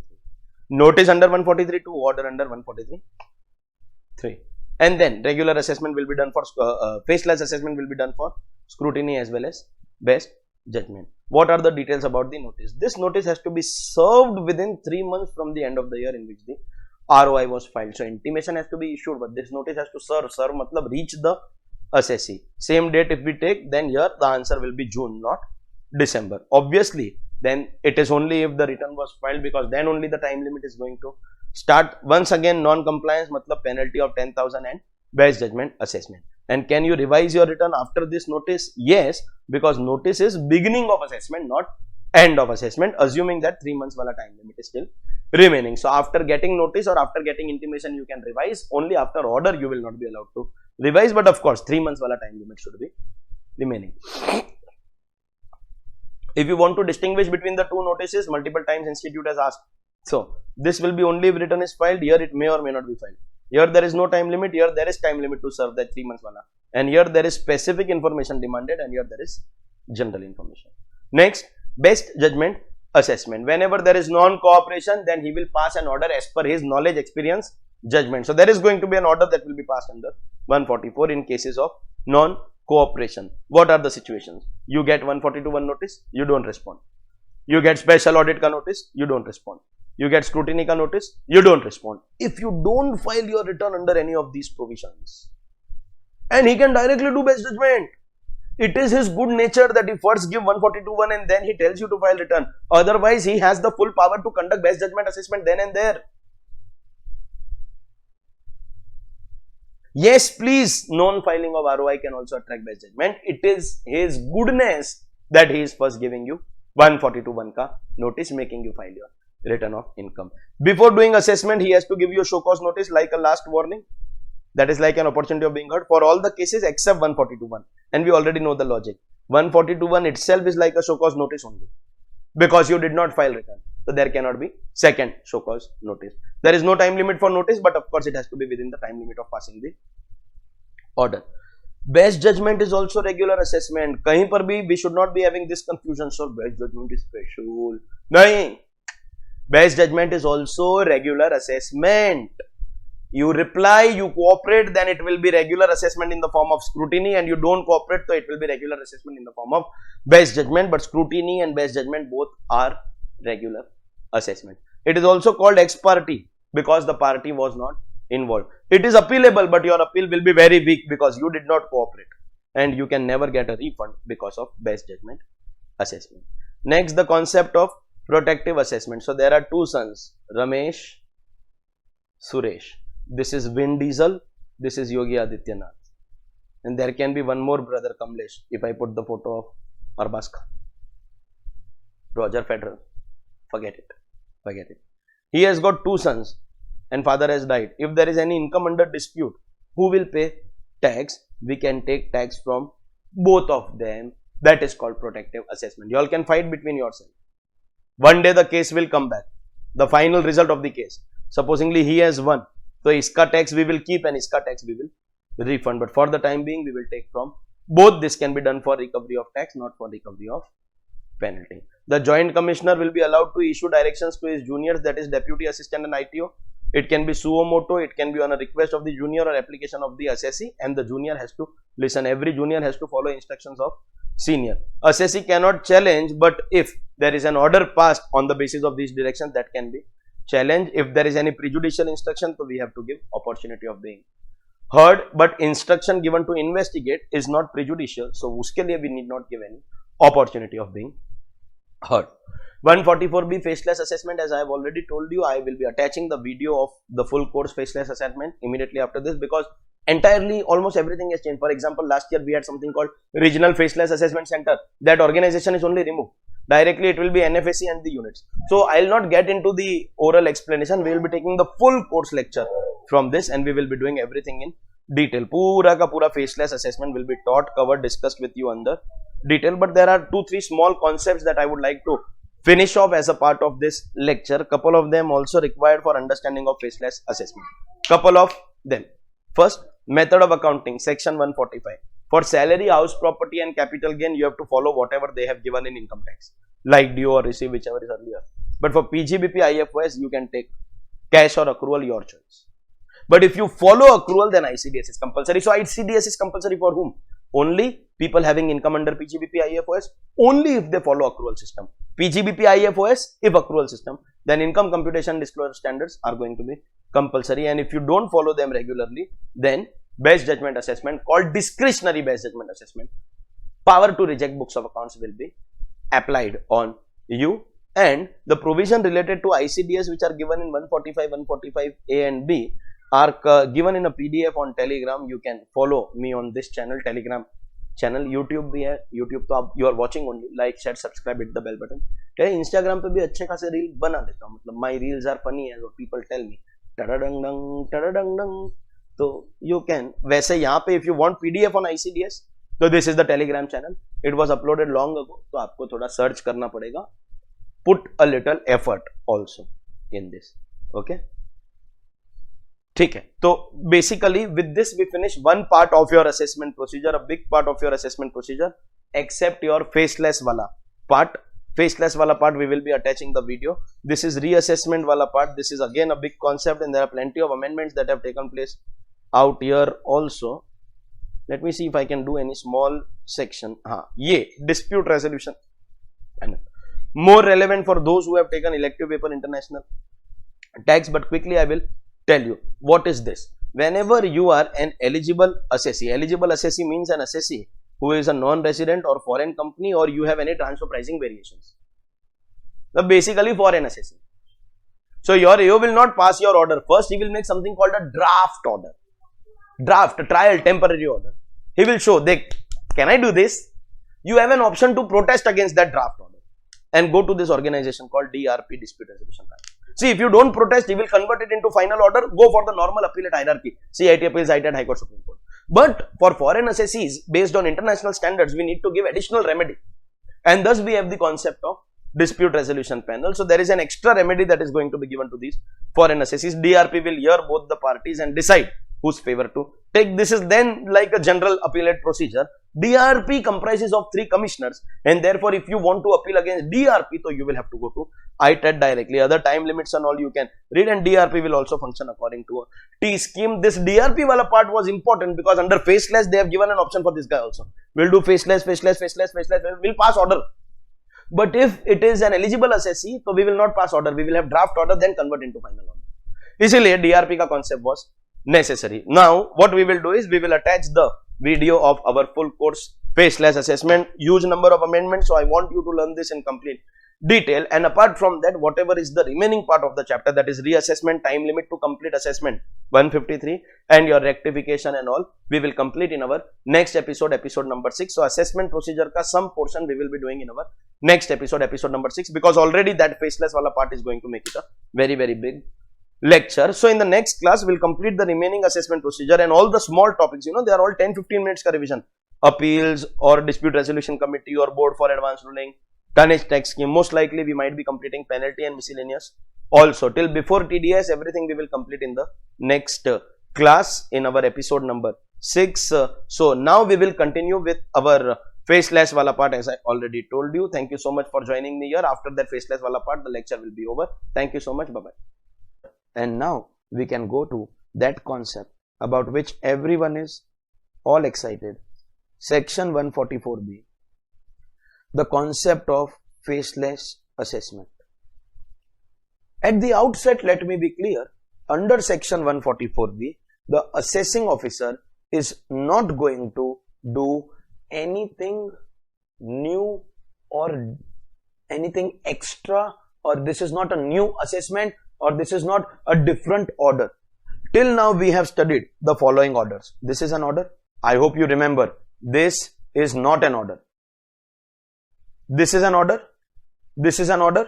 And very soon this order will also come. In fact, immediately after faceless, the next concept is that only. Reassessment and search assessment orders. These are orders that your assessing officer is passing. In this section, he is going to pass these orders only. But the process, the method, the manner will change. It will be done in a faceless manner. Some are thinking, अच्छा sir, horror movie होएगा, assessing officer मुंडी cut करके आए. नहीं, chill कर, chill. I know it was a bad joke. Point पे आते हैं. Listen. Understand the background behind introduction of this. If you understand the background, you will be very comfortable with everything that is happening. Please do not learn this section like you are learning a tax का provision. Understand करो that I am telling you a story. एक story है, उसके अंदर there are different characters. अभी every time you go and watch a movie, there are multiple actors. ना ऐसा तो नहीं है one actor will do all roles. So there are characters. Every character will be given a role, and they have to perform the role given to them, and they have to perform the role in a way that is given to them. There is going to be a director, a sutradhar, who is going to basically control this entire procedure. Okay? And how does this system work? इसके लिए first understand what was happening when there was no faceless. Once we understand what was happening when there was no faceless, we can also understand why faceless was introduced, why these characters were introduced, and why these duties were assigned. If you know the problem, then only you understand the solution, understand an answer also. Any assessment opens with notice. Full process takes place, and one day the assessment closes with order. This typically is your assessment procedure. The procedure between notice and order is your assessment. Opens with notice, closes with order. Till now we have studied 3 assessments but only 2 orders. So we will talk only about scrutiny and best judgment, not talk about intimation. But soon we will have one more order, 147 ka order. Opens with notice, closes with order. Now, easy question, but without thinking, you may not get the right answer. Who does this notice ka work? Whose responsibility to give you notice? Assessing officer, additional joint deputy assistant IT. So notice will be given by the AO. Order will be passed by the AO. And in between whatever is happening, assessee, show me your tax audit report. Assessee, show me your debtor confirmation, creditor confirmation. Assessee, show me your books of accounts. Assessee, show me your debtors ka ledger. Show me your creditors ka ledger. Who is asking for all this? AO. Assessee, I want to do valuation of your asset. So I am appointing valuation officer. Who is appointing valuation officer? AO. The entire process from start to end is under the control of one person, and plus the assessee is allowed to interact physically, personally with that one person. एक तो one person controls the entire process, and plus you are in direct touch with that one person. This will give rise to corruption, mitro. This has to create corruption. This will create corruption. Do you understand? When one person controls the entire process from start to end, it will create corruption. As a rule, not just in taxation but in our lives also, we should never give full control to one person. Unless that one person is your wife, there you don't have choice. But we are talking about finance and business matters. Never give full control to one person. I follow this principle in all my professional assignments. I never depend on one organization for my revenue or for my work. I work with multiple organizations because diversification reduces risk. So same thing income tax also has to adopt here. You are giving the full process ka control to one person. Same person will send notice. Same person will call for books of account. Same person will call for documents. Same person will send summons to the assessor. One day the assessor will go and tell him, sir, what do you want? Tell me. I have brought a box of sweets for you. The sweet is paper sweet. It's pink in color and it has Mahatma Gandhi's photo. बच्चों के लिए मिठाई under the table. Do you understand what I am saying? And you have to take care only of one person. You understand? This will give rise to corruption. So, idea. All the activities that are going to happen, we will divide in different people. Please listen carefully. This is going to start our faceless assessment. All the activities that are happening here, they won't be done by one person. The income tax department will be divided into functional units. English. Small departments. Units. And every department will be given one function in this process. Order pass karne ka function will be given to one department. But we will avoid using the department word because the whole organization, income tax department, is called department. So instead of calling those internal organizations department, we use the word unit. So there will be one unit which will do assessment ka work. If any books of accounts documents have to be checked, that will be given to some other unit. If any transfer pricing report is required or any legal opinion is required or any accounting standard ka opinion is required, that will be done by a different unit. Plus, we will add a new unit. We will add something called review. Like your 10th standard board exam, there is a paper checker, but then there is a moderator, no, who is checking the work. Till now, in this entire process, once the order is passed, there is no moderator. But now we will introduce a review unit also. That once the assessment wala unit has done its responsibility, the review wala unit will check it. It's a double check. Okay. So firstly, are we taking away the full control from one person? We are dividing works into small departments called units. Of course, I will tell you exactly what are the units and what are the responsibilities. But understand why we are doing this. Now, have we divided work between different people? This is basically an internal control system developed by the income tax department. Okay. And second, in every unit, again, assessment ka order pass karne ke liye or sending you notice ke liye, there will not be one person. Right now, what is happening? One person start to end everything. First step that we are taking, dividing the work. Second step, while dividing also, it won't be one person. A unit will have multiple officers. Okay. One day one officer is on holiday, no problem. Another officer will do the duty. Like typically the customer care center of your Airtel ka ya Jio ka gallery. Ya typically the customer care center of your banks. Whichever staff is present on duty will do your duty. Like a police station. You go at any time for FIR. Whoever is the on-duty officer has to do the duty. So there won't be one person, there will be multiple people. So first, we are dividing the duties into units. Second, in the unit there will be multiple officers, not one. Third, listen. This is the best. There is an assessee. There are these units. They will never be allowed to talk to each other. They will never be allowed to communicate to each other. There is going to be an in-between agency. This is basically the lead actor of our movie. Ye units hai na, ye sab side actor. The main character will be this intermediary. Matlab, unit wants to tell anything to the assessee. You can't talk to the assessee. you tell it to this middle wala organization. That middle wala organization will tell the assessee. Assessee will reply to the unit, not directly to the unit. Assessee will reply to the middle organization. Basically, when two people don't know each other's language, तो बीच में एक translator होता है ना, that you talk to, that person talk through, this will act as that. That means interaction between assessee and the units will be completely eliminated.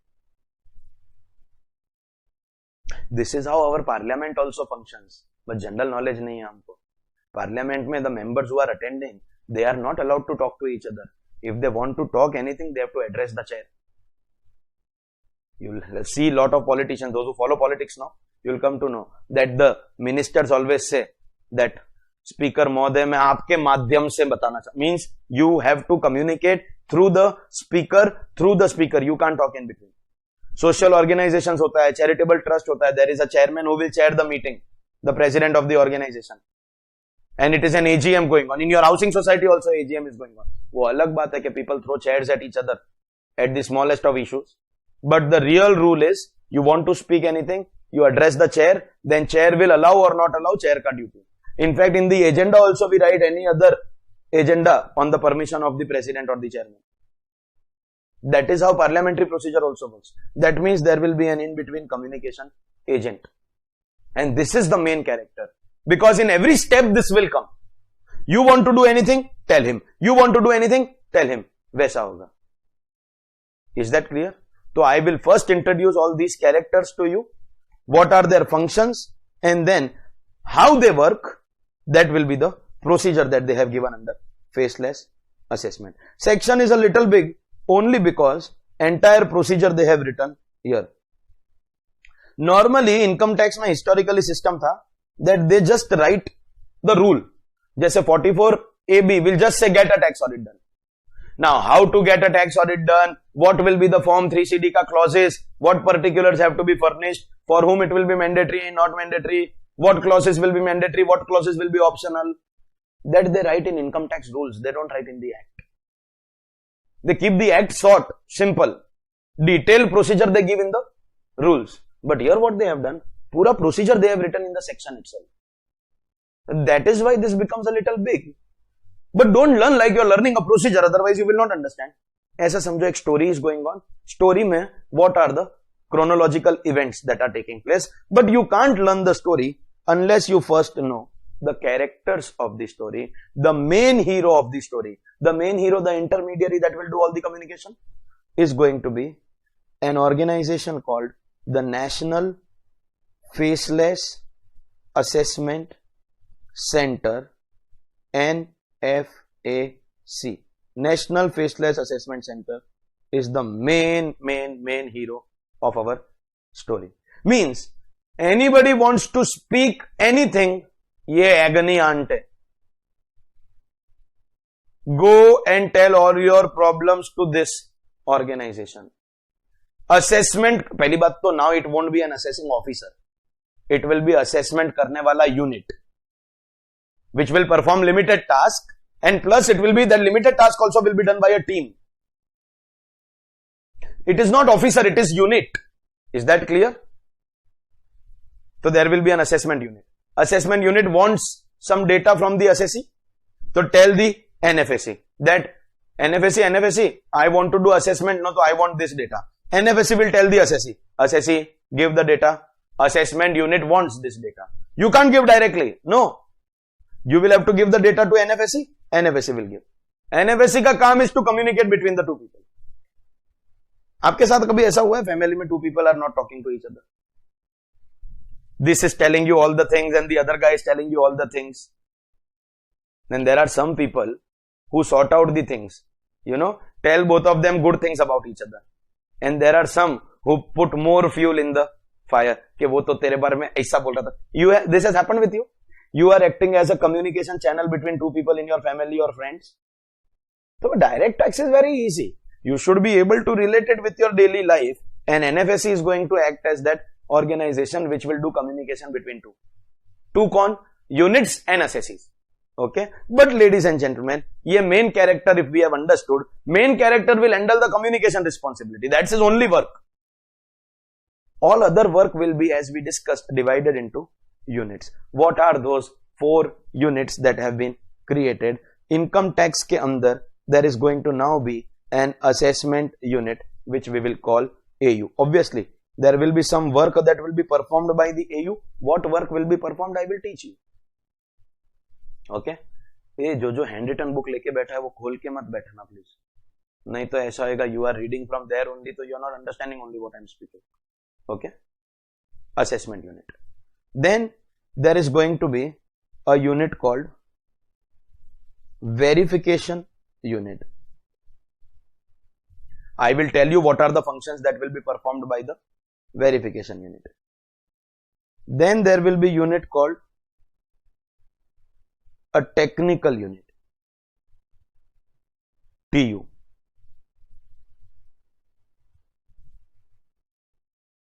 Okay, and then there will be review unit. As I told you orally some time back, this was something which was not happening only before. Once the order is passed, it is passed. But now listen carefully. Before passing order, listen carefully. Assessing officer nahi, assessment unit has to pass order. Is that clear? We are taking away the power from one person and dividing in a team of people. They will not actually pass order. Mark my words carefully. They will pass an income or loss determination proposal. Income or loss determination proposal, draft, trial. Correct hai? And NFSC will decide that review करवाने का क्या नहीं करवाने. If NFSC wants that no yaar, I want a double check, it's a big case, so NFSC will tell the RU. I hope you know that they can't talk to each other. They can't talk to each other. There is absolutely no communication allowed between the units internally or between the units and the assessee externally. All communications will happen through the NFSC. So NFSC will get the review done. If there is a review done, there is a review done. If there is no review done, so that proposal will become your order. समझा क्या मित्रों? And then that one extra step, इसके लिए I did your DRP का concept in the last class, that if it is that eligible assessee, foreign company transfer pricing वाला assessee, तो proposal के बाद में we will not make final order, we will make draft order. Draft order के अंदर that assessee can go to DRP, and if the assessee does not go to DRP, we will make it final order, then you can go to appeal. And for those who are not covered in DRP wala section, normal assessees like you and me, the proposal will directly become the final order. There may not be a concept called draft order, but all that we will learn in the procedure. First, let's understand the functions of each of the units. The income tax department will now not have one officer who will handle your case. It will have a team of officers. Every team will be called a unit, and furthermore, every team ka performance ka responsibilities, functions ka responsibilities will be different. We have 4 teams: U, Wu, Tu, Ru. U, Wu, Tu. Chhod de. AU, VU, TU, RU. Let's understand who will perform what functions. The responsibility of doing assessment will be on the assessment unit. Matlab, who will pass order? Assessment unit. Just tell me one thing, and this question I will ask again and again. Before faceless, whose responsibility it was? Assessing officer, who is one person assessing officer. Correct, na?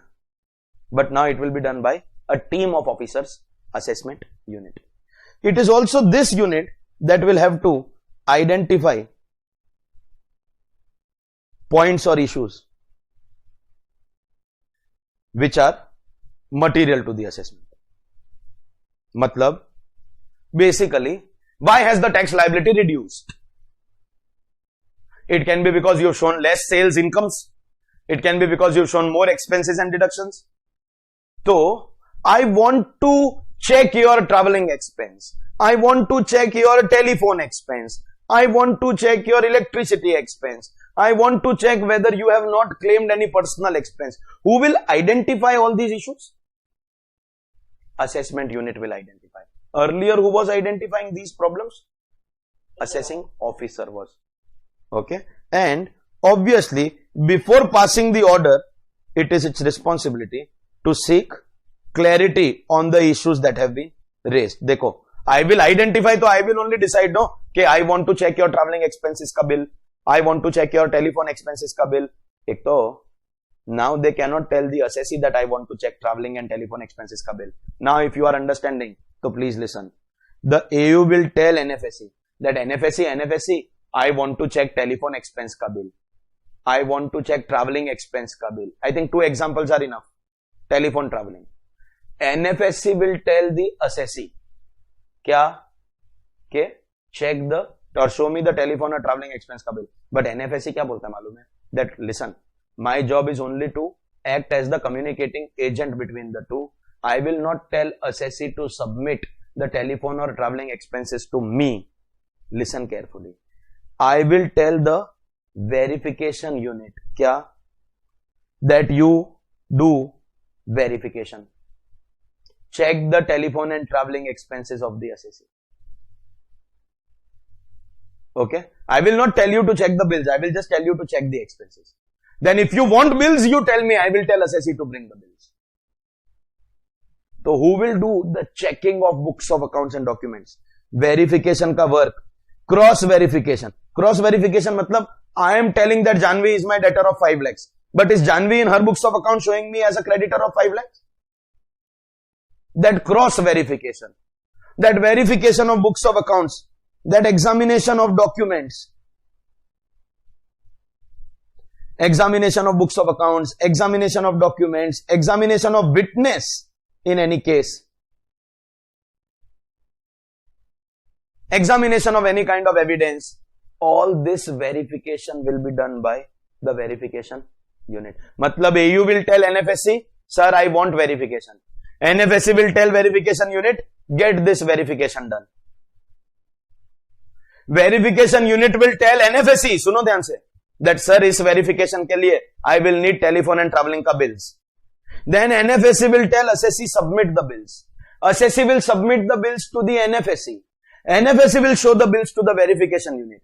Verification unit will give its report to NFSC. NFSC will give the report to assessment unit, and assessment unit will decide how much expense to allow, how much expense to disallow.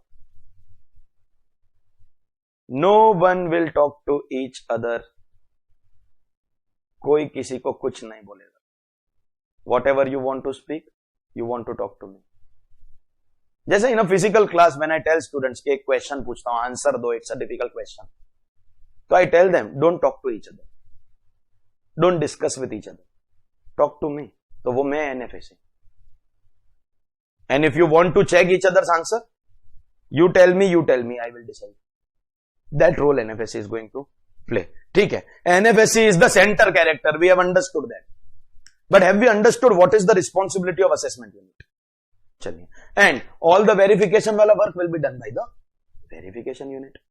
My question now is, Mitro, before faceless, who was doing this verification cover? Examination. Same officer who is doing this was also doing this. And you understood the corruption which we are eliminating. Matlab, now I speak one statement which I spoke in the beginning, but that time you did not understand, now you will understand. When one person controls the entire process from start to end, there can be corruption, but now we are dividing the work. Under 144B, we are not creating any new assessment. It is that existing assessment only.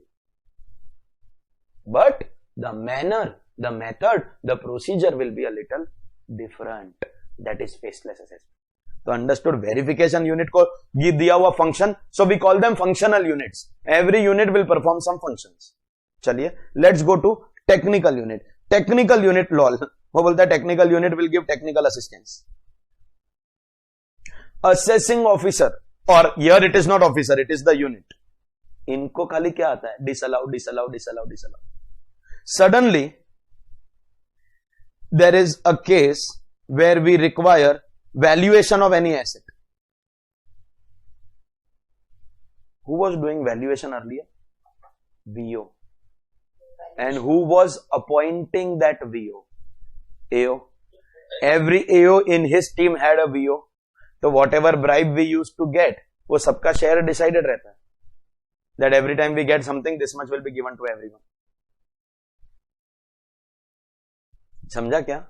We don't want that control in the hands of the AO, and therefore valuation का work will be given to a separate department. Which department? Valuation, the technical unit. Valuation will be given to, but other than valuation, valuation is an example. If we want any transfer pricing का opinion, देखो transfer pricing we have not yet studied, but when we will study, I will teach you that under transfer pricing, you have to compute something called arm's length price. उसके लिए there are some methods prescribed. Assessing officer does not have knowledge of those methods. So in transfer pricing chapter, just like here he is appointing valuation officer, no? There he used to appoint the TPO, transfer pricing officer. Here he is appointing VO, there he used to appoint TPO. But now this work will also be done by technical unit. Okay. If we want any legal opinion, supposingly assessee has filed appeal. So we will also have to go and contest that appeal against the assessee. Is it worth contesting? As an assessment unit, I plan to disallow certain expenses of the assessee. Should I allow or disallow? Is there any existing court case which tells me to allow or tells me to not allow? Please give a legal opinion. Within the income tax department, there will be someone to give leave. देखो हमको भी as assessees we need legal opinion from CAs and lawyers, no? So department will also need legal opinion. Who will bring legal opinion? Technical unit. If we have any accounting related queries, whether assessee is properly following Ind AS or no, whether the balance sheet has been made, so no. If the assessee follows the accounting standards and makes according to that, then as per Supreme Court judgment of Apollo Tyres, then the AO cannot question your net profit figure in book profit computation. Otherwise, he can question, no? So whether the assessee has done it properly or no, AO does not have knowledge of Ind AS. मैं क्या बोलता हूँ? No one has knowledge of Ind AS. So technical opinion will be required. किससे we will take? Technical units. My question is this now. Before faceless, all this also was done by whom? Assessing officer. Within his team, he had VOs, TPOs and all. Okay. So full process, start to end, was under control of one person, and assessee was physically interacting also with that one person. We are eliminating both problems. First, we are dividing work, and second, no one will be. Let me be clear.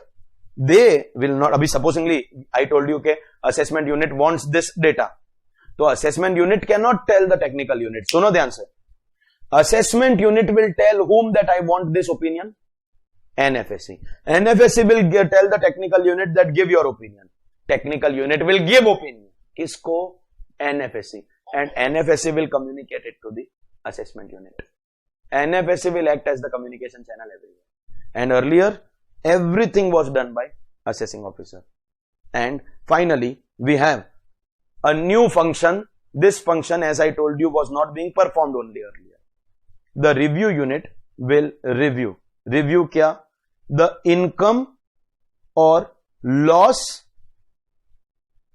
determination proposal. Income or loss determination proposal for classroom convenience, henceforth we will call it ILDP. Income or loss determination proposal. So did I sometime back tell you that they will not make the order. First they will make proposal. They will decide whether we want review or no. If we want review, the review unit will get involved. Otherwise proposal will become order. When I say become order, matlab if it is a DRP wala assessee to draft order, nahi to final order.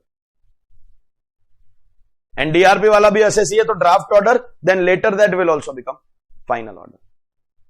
So earlier notice se start hua assessment, directly one day used to get over at order. But now getting over ka bhi 3 steps hai.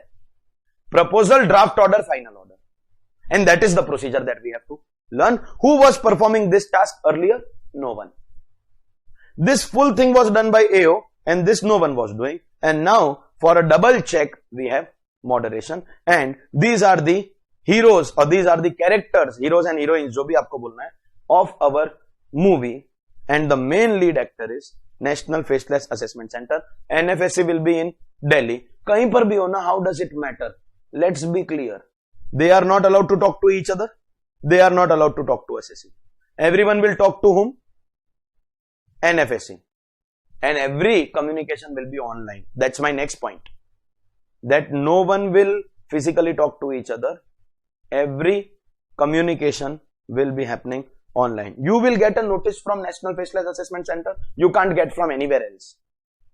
Order ka copy also will be given to you by National Faceless Assessment Center. No one else. And order ke against you appeal, no, you are basically appealing against the National Faceless Assessment Center, not against your assessing officer. Are you understanding? All that communication between you and NFSC will also happen online. Everything will be online. So, NFSC will be in Delhi. But suno, India is a big country. And at multiple places in India, we can have AU. We can have AU in Mumbai. We can have Delhi, Chennai, Kolkata, Bangalore, anywhere. Likewise, multiple places in India, we will have VU, VU, VU, VU, VU. VU can be at multiple places. Likewise, multiple places in India, we will have TU, TU, TU, TU, TU. Likewise, multiple places in India, we will have review unit, review unit. Jidhar jagah mila hai, udhar likhna. Why am I telling? Ye time pass kyun kar raha hu? Listen. National Faceless Assessment Center will decide that the case has to be picked up for faceless assessment. Everybody with me? Faceless Assessment Center ka case will be handed over to any assessment unit, which need not be in the same city as the assessee, is what I am trying to make you understand. System will see abracadabra, gilly gilly choo, akkad bakkad bambe bo asi, and who is free? The assessment unit may be randomly selected. It is possible that assessee is in Mumbai and assessment unit of Lucknow is given the case. It's okay. Assessee does not have to go and visit physically in that office. Anyways, assessment unit will not be allowed to talk to the assessee. Assessee will not even know kis city ka assessment unit, because you are talking only to NFSC. Assessment unit will tell NFSC that I need verification या technical help. Verification के लिए we will approach किसको? VU. Technical help के लिए TU. Listen, assessment unit बोला sir I need verification. So National Faceless Assessment Center will request for verification to the VU. It need not be a बाजू वाला VU. Again system will search abracadabra and this VU is chosen. This VU will submit verification report. Obviously NFSC will forward it to the AU. Then AU will say I need legal opinion. Legal opinion के लिए whom will we approach? Technical unit. When we say we will approach, मतलब NFSC will approach. It need not be the TU of this city or the TU of this city. Akkad, Bakkad, Bombay, this TU is selected. And then finally RU can be this. Your AU, VU, TU, RU in your case can be 4 different corners of the country. And everyone will talk to each other online. First of all, no one can talk to each other. When I say each other, matlab, everyone will talk to NFSC and everyone will talk online. So now, have we understood that how we are changing the whole income tax? Ek baat batao. We are not changing any provision. We are not changing the provision of 142.1 or 143.2 or special audit ka provision. System will be that only. But the method will change, the manner will change, the process will change. Have we understood the functional units and their roles? The main character NFSC and the role of the NFSC. Correct hai? Procedure pe we will go. But whatever I have been speaking orally, no, it makes sense that I make you write all this. Jaise ke, now you know what are the units. Ultimately, the unit is a team of officers. Who will be the officers in the team? Additional, joint, deputy, assistant, ITO. ये list किधर सुनेला. This Mitro is the assessing officer. So his duty of assessment with the AO.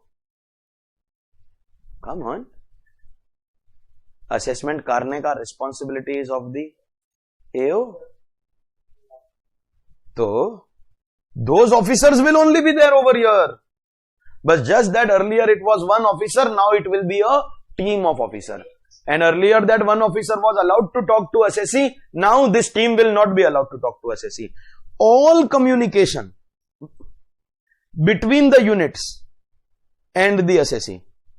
All communication between the units and the assessee will be exclusively done through the NFAC.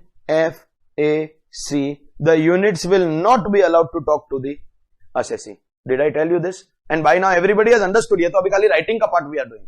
The units will not talk to each other. Communication between units and communication between units and the assessee. Everything will happen through NFAC, and that also exclusively in electronic modes. All communications will be through NFAC in electronic modes. मतलब unit will request NFAC. तो सुनो, assessment unit का any officer can't go to Delhi office and tell them that sir I want verification, sir I want technical help. They will send an online communication. But of course, these communications between the units and the NFAC are something that we may not get to see in our day-to-day life. Maximum we will get to see what? Our communication between NFAC. We are not allowed to communicate only to the units. We will be allowed to communicate to the NFAC. So in our practical offices, we will get to see only our interaction with NFAC. The internal interaction between the units and NFAC, that we will not get to see. But whatever will be the interaction between us and NFAC or between units and NFAC will be through electronic modes exclusively. And electronic modes technology comes with its own problems and limitations. If I send you a physical notice as an assessing officer, I will say, sign my notice and send it to you. So it is clear that your AO has sent you. Acha. Assessee will send his reply. So assessee will also sign and send. As assessees, when we file our returns also, we do either digital signature or we do physical signature. So in electronic modes, how will the authentication take place? Because ultimately, if it is not an authenticated communication, so anybody can send you. मैं क्या बोलता हूँ? In your childhood, have you ever done this? That किसी का doorbell you ring and you run away? Doorbell बजा के भागने का काम, have you ever done this? Yes. If you have not done this, that means you have not lived your childhood. Huh? Okay. Amit is still living that childhood only, so he can possibly still even today do that. So listen, abhi we are grown ups, no? And now apna pranks have become a little modern. So if you want to have a prank with your friend, what to do? Friend ka pen to you will get easily accessible. देखो GST number में तो pen anyways you get. You go to income tax ka website, know your pen, know your AO ka link, you click and enter the pen, you will come to know who is the assessing officer of your friend. Then create income tax ka letterhead in a word file. Income tax ka letterhead can be easily created in any word file. You just have to put national emblem and put income tax department as the heading, header mein, and type Mr. Assessee, so and so pen, your friend ka name pen you write, address you write. I request you to be present in my office on 10th November at 11 a.m. Poor guy, the friend is in tension. He goes to the assessing officer ka office and says, sir, you had called me. Officer is like, I had not called you, but now that you have come, sit no thodi der. Let's talk. Understood? These are modern day ka pranks that we play as grown-ups. And therefore, any communication has to be authenticated. Earlier days we used to sign, but now the communications will be online. So how will authentication take place? NFAC. This communication is important because it will come to us. Correct or no? NFAC will send you an e-communication. And this will be sent in your e-filing account. Matlab NFAC is not going to send you a physical notice. It will be a digital notice. Digital notice will not come on email. Every assessee will be given a user ID and password in the e-filing ka website. In that e-filing account, that notice will come. Your friend can't send you notice inside that account. No? I hope you understand. So, NFAC will send notices to the assessee inside the e-filing account. Okay. And to its units, it will send an electronic communication. But meri baat suno. You understand that interaction between NFAC and its units is something that we are not concerned about. You understand that, no? Okay, so e-communication will be sent inside the e-filing account. How will the units authenticate their communication? Let me tell you, the units are never going to send you any communication. So you will never get to see this practically. But for your knowledge, the units will be digitally signing their communication and sending it to the NFSC. So it is going to be done through digital communication, DSC. Digital signature hota hai na? You have to do it that way. And this is what we have to do. So this is most important. And this is something that you will get to see in office. Dekho, NFSC ka notice that is coming to you will come online in your e-filing account. You will get to see this. And how will we reply? In online only e-filing account ka moves. Samjha kya nahi? So this we will get to see. Units ka communication in our practical life, we will not get to see. Have you all understood the reason? They are not going to communicate to us. They are going to communicate to NFSC. Assessee ke liye what are the options? When you submit your online reply, you can put a digital signature. That's one option. Option 2, as assessees, when we file our return, do we get e-verification code ka option? So you can put that e-verification code also. Okay. Alternatively, you do one thing. You log into your e-filing account. Think about it. E-filing account is basically that account inside which the notice has come. If you have logged in, matlab already it has to be the assessee. Log in karke the notice that has come, type the reply and submit online response.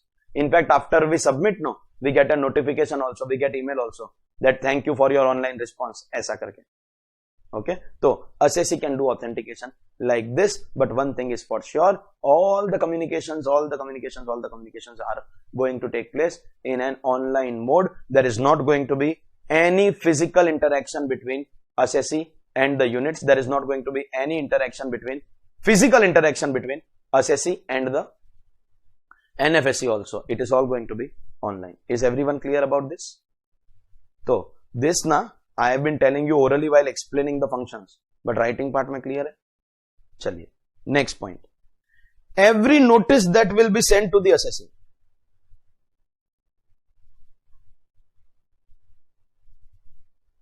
Two questions that I have for you. First question, who will send the notice? Second question, how will the notice be sent?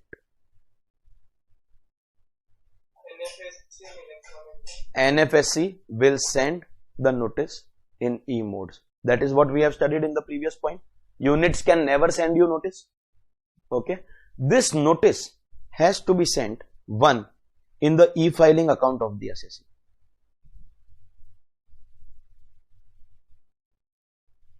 We will send you inside your e-filing account. Second, we will also mail you. In your email address registered with income tax department, we will also send you email.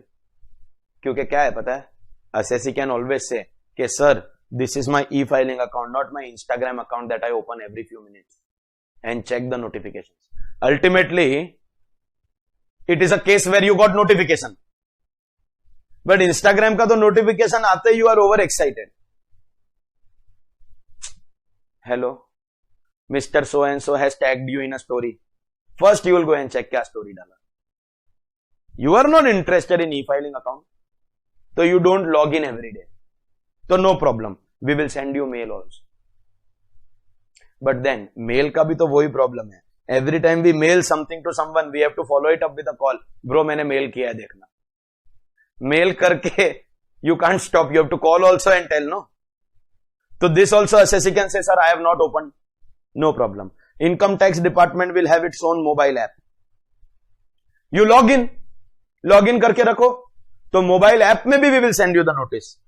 Mobile app का तो notification will come, no, if you are already logged in. आप समझते हो mobile app का notification will come. But some are like very clever, sir. Again, this is not Instagram के Facebook का notification. I have kept notifications off. चल, तो साथ ही साथ we will send you a real time alert. The moment we send you a notice, we will follow it up with SMS that dear assessee, we have sent you an online notice. Kindly check. You can open this and check, open this or open this. Everywhere we have sent the same notice. Open karo, check karo. And now you don't say, sir, I don't check my mobile SMS also. Where do you stay? Himalayas? Huh? Abhi real time alert they have written. We are assuming that the real time alert will be through SMS, but that day is not far where income tax department ka real time alerts will come on your this registered mobile number. They have your registered mobile number and email. That real time alert will come through WhatsApp with an authorized account, WhatsApp business का account with official tick.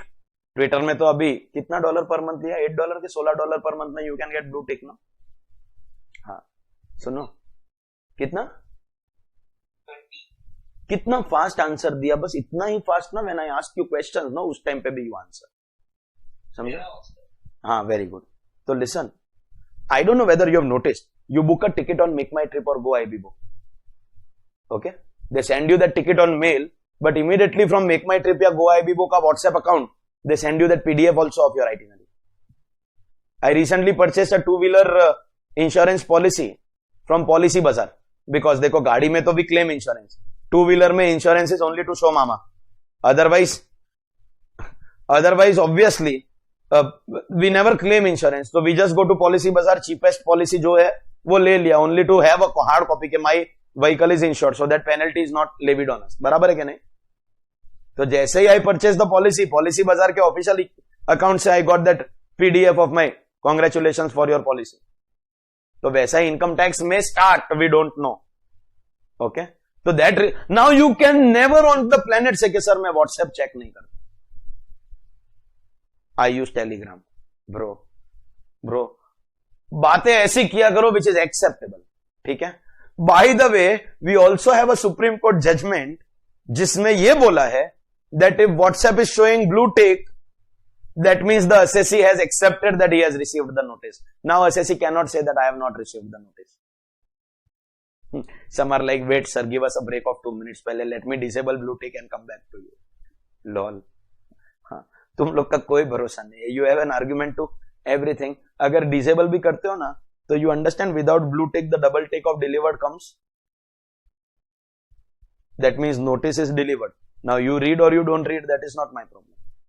समझा क्या? So these are the ways in which NFSC will send you notice. Same notice will be sent 4 times, 4 different mediums. One of them तो you will check only, no? समझा क्या मित्रों? चलिए, तो NFSC has sent the notice. Now what is the duty of the assessee? Assessee will also submit online reply. किसको? NFSC को. This online reply, you can log into your e-filing account and furnish. You can log into your mobile app and furnish. Mobile app होगा तो it will become a little handy. It will become very fast to immediately, like Domino's का pizza order करना has become very fast. No? Replying to income tax department will also become very fast. समझा?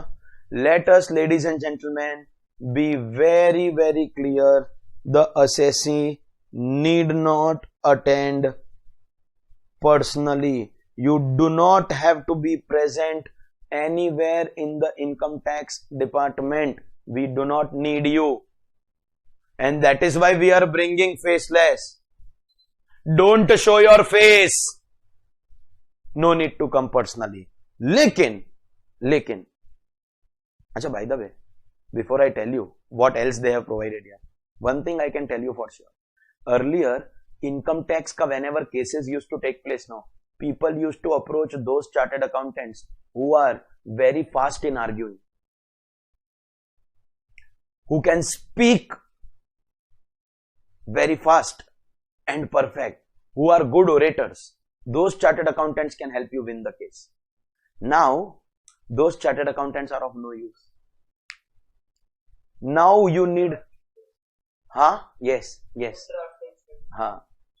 Now देखो, everyone has his or her own talent. Someone can have speaking ka skills but not drafting sense, and someone has very poor in speaking or talking or in communication but awesome drafting skills. In fact, earlier also when we used to attend income tax hearings, we have seen practicing professionals who themselves know their own limitation, who know that they are not good in talking. If the AO will ask questions, they will not be able to answer. तो whenever they used to go in hearing, इतना ही they used to say, sir we will give you a written reply, sir please we will give you a written reply. इतना सा request करके they used to come back, मस्त आके use their drafting talent which is a very very high talent. क्योंकि God का भी अपना account करने का एक सिस्टम है. If they give you or take away one thing from you, तो बदले में they give you something more also. Okay? Account must be settled मतलब सबका. Alright? तो you don't need to attend personally. Every reply will be online. Drafting वाला CS will be more important in the near future. But assessee ने बोला ना अगर, तो we will have to grant him a personal hearing. Because many a times what happens is, आपके साथ ऐसा हुआ है क्या? You are talking to some friend or relative on chat. Message आया, you reply. After some time you are like, भग, phone उठा के you call. And then you say, कि everything I cannot type.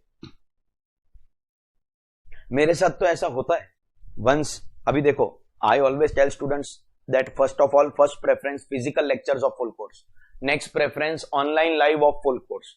Next preference if time is not possible, तो ये convenience के लिए, ये laziness के ये emergency के लिए, ये convenience के लिए या laziness के लिए नहीं है. The facility of recorded lectures. But recorded lectures of full course. Then if your worst case में recorded lectures of crash course. अब बच्चा देखता crash course है. Crash course में I can't do 9B and 45-4 like I do in full course. Crash course में I can't explain faceless like I'm doing right now. Okay? तो बच्चा बोलता है, sir, can you explain faceless assessment? I first tell the student कि तेरा serial की दे. I want to check whether you are a full course student or crash course student. मतलब what do you expect? 200 घंटे का lecture है. 100 hours का video you will watch and 100 hours का typing reply I will send. क्योंकि without full course का detail knowledge you will not understand certain things. Then you have to take that as normal loss and कि ठीक है sir, मेरा इतना इतना important stuff which is covered in crash course वो हो गया and the other stuff I have to take as normal loss. But sometimes I tell कि देखो छोटा question होता है, I reply. If it's a long answer, then I tell the student, call me at 9 o'clock. I can't type so much. You understand? Sometimes I also do this. I also sometimes do this का मतलब ये नहीं कि next time you tell me कि sir ये वापस एक बार audio record करके explain करके भेज दो ना. Sometimes if I have to speak 4-5 lines, no, तो typing की जगह पे audio record करके, वो audio का वो बटन होता है वो record करके. Okay? But if it's a long explanation, then I can neither type nor record audio. तो we talk, no? तो वही होगा. assessee बोलता है, sir, I am not able to type so much. Please give me a personal hearing. I want to personally be present and explain my case to you. अभी personally present करने दिया, तो you understand entire faceless assessment का idea will get defeated. So this personal hearing, first of all, will be done through NFSC. And this also will be done by using video conferencing or video telephony. मतलब सुनो, you understand only Zoom. But there is Google का क्या है रे वो नाम भूल गया मैं. Microsoft Teams है ना वैसे. Google Meets, हाँ, Microsoft Teams. और these are also big companies of Google and Microsoft and all. So you have heard the names. एक SteamYard करके भी ऐप है, where you can have seminar based webinar जो last 2 years में बहुत popular हुआ है. Okay, a forum is sitting, 4-5 people are talking and thousands of audiences watching. These webinars were also live streamed on YouTube channels of people. Yes or no? There are other such internal software also. Recently I purchased a life insurance policy, term insurance plan. 5 crore rupees का मेरे को चाहिए था. बोला कल कुछ हो गया ना तो we are professors, we don't have gratuity, pension, we don't have any retirement benefit. Today if I die, tomorrow my family will be on the road. I need some safety for my family. I got rejected क्योंकि lockdown के बीच में I tried, उसमें weight was increased, weight was more than 100 kgs उस time पे. अब bro मैंने कम किया है 20 kilo, more than that. Weight was that much. blood pressure हमारे फैमिली में हेरिडिटी है. If it is 160 to 180 no तो वो normal blood pressure है. My father, grandfather, they all used to have more than 200. वो एकदम normal था. If it comes less than 150 no मतलब low हो गया blood pressure. मजाक नहीं कर रहा हूँ. That is our family history. all that was negative. So वो got rejected. The insurance policy got rejected. Then the insurance agent is my wife का brother का friend. I told him, भैया देखो कुछ हो गया तो आपकी बहन को प्रॉब्लम हो जाएगा. You have to get this policy for me. He said Calcutta आ जाओ, because वहां पे मेरा सेटिंग है. You don't need to. अभी तुम लोग में से कोई लीगल डिपार्टमेंट में तो नहीं है ना किसी इंश्योरेंस कंपनी में? नहीं. Your blood test will be under my control. There will be no test. I will just take one sign and one live photograph. No need to give any test. So recently I had gone for one day. एक दिन के लिए. I think एक वो lecture I think अपन ने cancel किया भी था. I don't remember. So I went for one day. Same day I came back because I didn't want to cancel more lectures. Okay. तो in that one day उनके घर का जो opening था that also I attended. मेरा insurance का काम also I did. Everything I did. But after that what happened? That blood reports and all that वो तो उसने खाली साइन ले लिया हो गया. After I came back to Mumbai, I got a call from that company. I'll not name the company, नहीं तो you will go and complain to that company. That company I got a call that we have received your medical reports. Now we want to take your interview through video conferencing. Will you give that? अभी देखो we are educated people. We have been taught कि कोई भी link आता है तो ऐसे don't click. So many scams are taking place. So I first called the agent. बोला भैया ये करना है क्या? बोला हाँ it's a genuine case. Click. जैसे ही लिंक क्लिक किया ना, it was some random link. I don't know now the name of the company. कुछ भी नहीं. लिंक क्लिक किया. It asked me allow permission to use your camera and mic. I gave permission. तो वैसे ही जैसे अपना WhatsApp वीडियो कॉल होता है ना, immediately I was present and सामने से that executive was present who was asking me certain questions and I was answering all her questions. She was asking, have you ever got jaundice? Have you ever got this? Have you ever got that? वो पूरा medical history she was taking. मतलब what I realize and what I'm trying to explain to you is video conferencing does not mean WhatsApp video call. It can be anything. You know, you can do video call through Instagram, to Facebook, through Twitter also to each other. Do you know that? We can do calls through that. So it can be through any app or software which the NFSC or the government wants to buy. The responsibility will be on the CBDT. CBDT has to provide the facility of video conferencing or video telephony at different locations. CBDT will tell you, एक काम करो, you are Mumbai का assassin हो, मुंबई में that marine lines वाला आयकर भवन के ऑफिस में we have this special room of video conferencing. You have to come and be present over there. मतलब you can't do it from your house. Come and be present over there. Sit for that video conferencing. सामने there will be the officer जिसको you have requested for personal hearing. He will ask questions. You give whatever explanation you want to give and listen. We will record that entire proceeding. So we want to eliminate corruption, no? If you start doing it from your house, the whole purpose will get defeated. So facility of video conferencing. Ek to this is only for those who request. If you don't request, everything will get over here itself. If you request for personal hearing, so you can do it through video conferencing. It may not be Zoom. It can be Zoom. It can be WhatsApp video call. It can be anything. But who will choose the app and software? And who will provide that facility at multiple locations? CBDT. अच्छा, CBDT ने decide कर लिया office is in Mumbai. Now if you are in Pune, Nagpur, wherever, you have to come to Mumbai. तुमको कीड़ा है personal hearing, so you have to come wherever we are calling. There we will provide you facility. Is that clear? मतलब personal hearing का भी scope है. Is that clear? Understood? Okay. Next में one last point before we actually start the process. मित्रों, अभी तक we are learning the roles.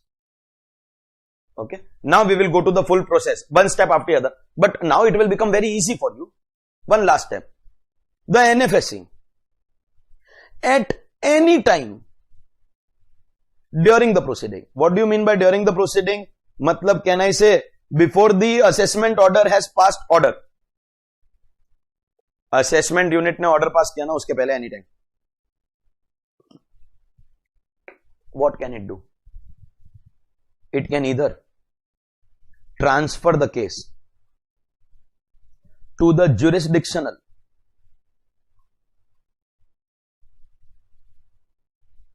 PCCIT. You understand? PCCIT is nothing but CCIT but principal post. For the purpose of 142(2)(a.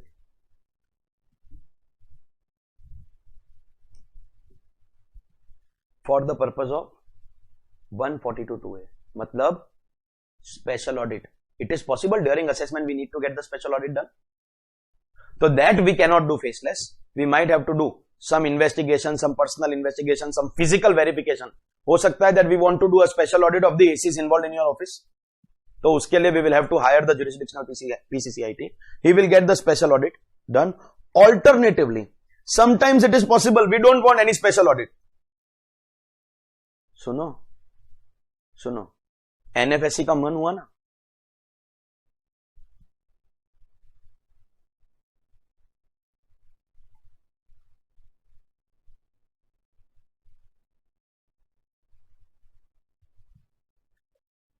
and continue the normal assessment procedure.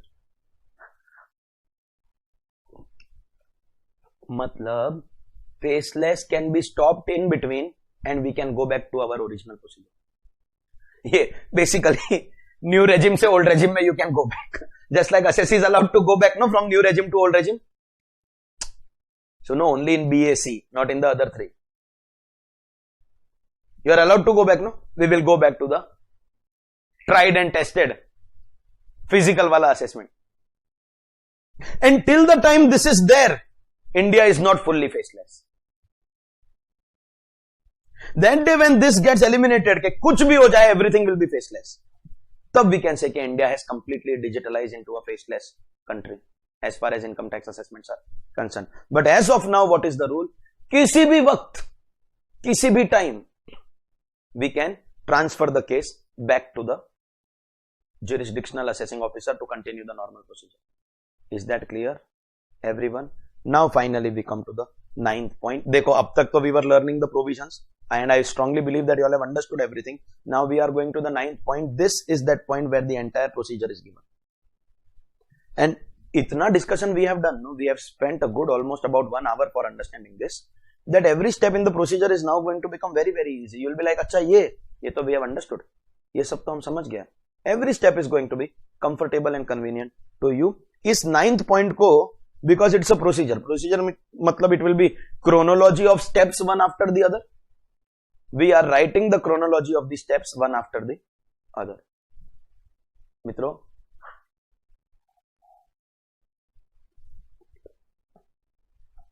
NFSC has decided that your case has to be done in a faceless manner. If NFSC has decided that your case has to be done in a faceless manner, how will it start? The National Faceless Assessment Center is the organization that will decide that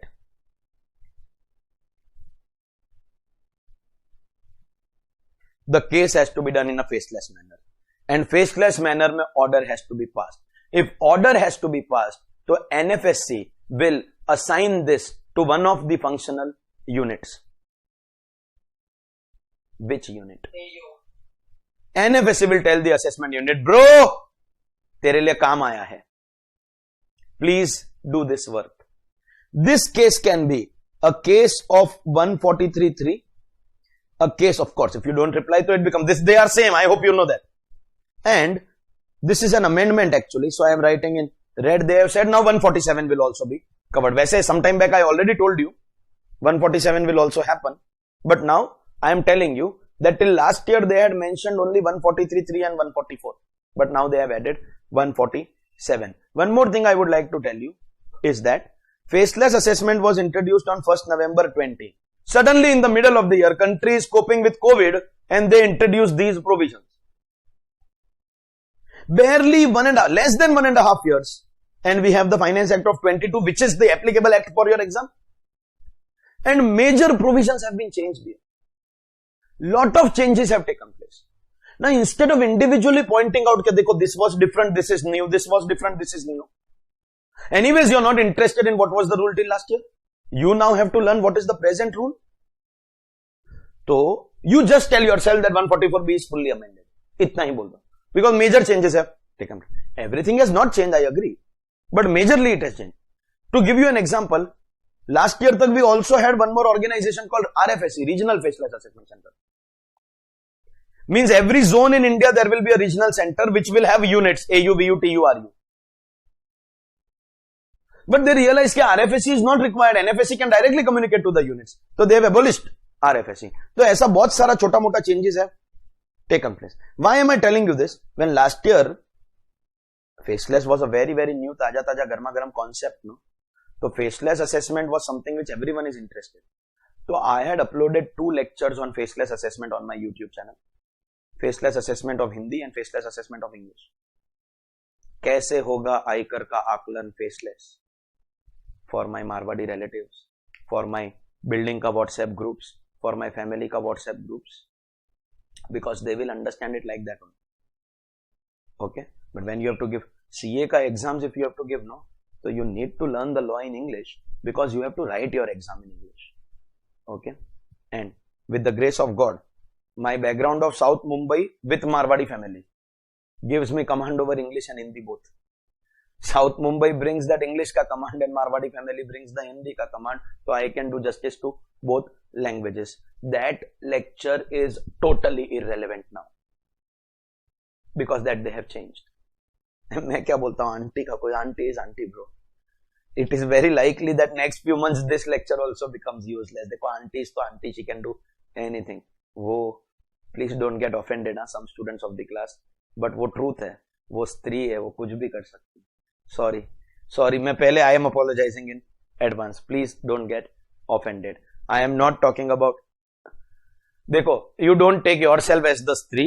Yol are तो kids no. अभी मेरे लिए तो मेरा सब student kids है ना, तो योल आर बच्ची, नॉट स्त्री. तो this sentence was not aimed at you, it was aimed at aunty.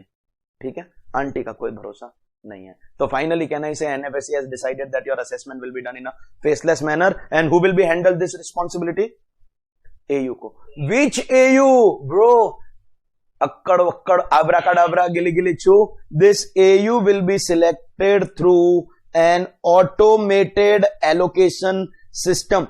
The system will check कौन फ्री है, कौन फ्री है, कौन फ्री है, ये फ्री है. This AU will be selected. The system will automatically select. समझा? And देखो, AU now knows that I have to do faceless assessment of an assessee without identity of the assessee. But assessee does not know. So it only makes sense that we tell the assessee also, bro, your case will be faceless. When I say we tell the assessee, मतलब who tell the assessee? NFSC will tell the assessee. क्या NFSC will tell the assessee? बोला bro soon, NFSC will intimate the assessee that your case is now going to be faceless, and every time we have to tell anything to the assessee. What is the way of telling the assessee? Notice, e-notice in the e-filing account, email, mobile app, real-time alert, authenticated through e-communication. समझा? Which notice? Notice is that only. Mitro, notice cannot be anything else. These are the notices from which we were taking information from the assessee. Come on. Same notice will be sent within their respective time limit. For example, 142.1, no time limit, but before the last date of order. 143.2, 3 months from the end of the year in which the return of income was filed. Correct or no? And obviously, assessee will respond to this notice. And respond to whom? NFSC. And what will, if you have understood what I have been talking since the last more than an hour, so you need to use your brain and tell me that once NFSC got the response of the assessee, so with that response, agarbatti, everyday morning, घंटे also. तो क्या? What will NFSC do with this response? Think about it. NFSC will, book में पढ़ के बोल रहा है तो नहीं है ना? नहीं ना? Forward to AU. Because see, if you are able to answer these silly questions without reading the book, of course, that means you have been understanding all that we are doing since we started faceless. Who is the responsible unit to do the assessment? AU. So AU will need information. Ultimately, NFSC is only the communication agent. Correct? Now, assessee has given response and AU has the task of doing the assessment. But just with the help of this response, the AU will not be able to do the assessment. The AU needs lots and lots of data. The only thing that we don't give is the identity of the assessee. Other than that, we are willing to give everything. So the AU will request. The AU will request, okay, sir, I want the following things, then only I will be able to do assessment. What are the things I want? I want information, documents, evidence from whom? From assessing. I want answers to certain questions from the assessing. I want to get certain inquiry or certain verification done. I want to get the books of accounts checked. I want to get the tax audit report checked. Who will do this work? VU. I want some technical opinions, some technical help, some technical assistance. I want all this. Without all this, I will not be able to do my work. Once upon a time, these tasks I was only performing and directly talking to the assessee. But do we now know that I want this data from assessee, this data from VU, this data from TU? I can't talk to any of them. So AU will send this request to NFAC. That NFAC, I want all this. Because I am not allowed to talk. You talk to them on my behalf and bring this information for me. आप समझा क्या? आप समझा? तो now can you guess what will happen? AU wants, देखो सबसे पहले तो AU was given the task. After getting the task, AU says, sir, I want all this, then only I will be able to do. From whom we have to get all this? We have understood that also. But who is going to be the communication agent? NFAC. AU has told NFAC, sir, give me this, then only I will go ahead. My question is, I will tell you what is the next step. It's a procedure, but learn it like a story. What do you think will be the next step? AU, see, let's assume roles. If I am AU, you are NFAC. NFAC, give me all this, no? ये सब लाके दो ना, please. So what will happen? What do you think? NFAC will communicate to the responsible officer. That means you are understanding what is happening. NFAC will tell क्या assessee को क्या बोलेगा? Assessee, we need the following information, document, evidence. वही whatever AU is asking, AU could have directly asked, but we don't want that communication to take place. तो NFAC कहना इसे इसके लिए एक नोटिस देगा to the assessee. बोला assessee, bro, please submit all this, no? Please submit. Correct? Can I say assessee will give his response? Of course. Same task we have to perform with these two. So we are doing one by one. Because we need information from three different people. Assessee, VU, TU. Assessee का हो गया. What to do with this? Guess करो. Forward it to the AU. मतलब सुनो. AU wanted information from assessee. Assessee has submitted that information, but everything is happening through the NFAC. We are still not done with our task at step number 3. So step number 5 will still supplement or complement step number 3. Guess karo what will happen. NFAC will ask VU. क्या? For inquiry and Verification to VU and technical work to TU. Because assessment units needs this.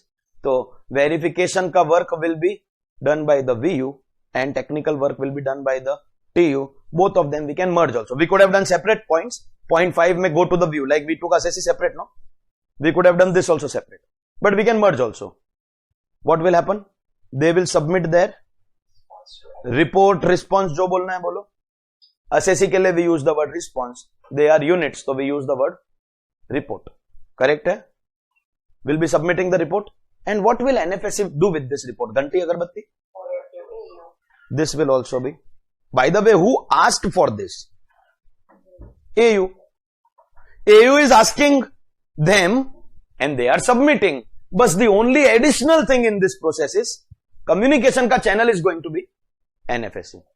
Correct or no? So basically, can I say we read points 3, 4, 5 together, and we understand AU wanted 3 things from 3 respective people, and those 3 respective people have submitted those 3 things through the NFSC. इसके अंदर BU and TU are they department का part? So once they are told by the NFSC that please do your work, they will to give only. But is it possible that the assessee has not responded? मतलब देखो, I'll explain. We need to talk to 3 people to get the respective information.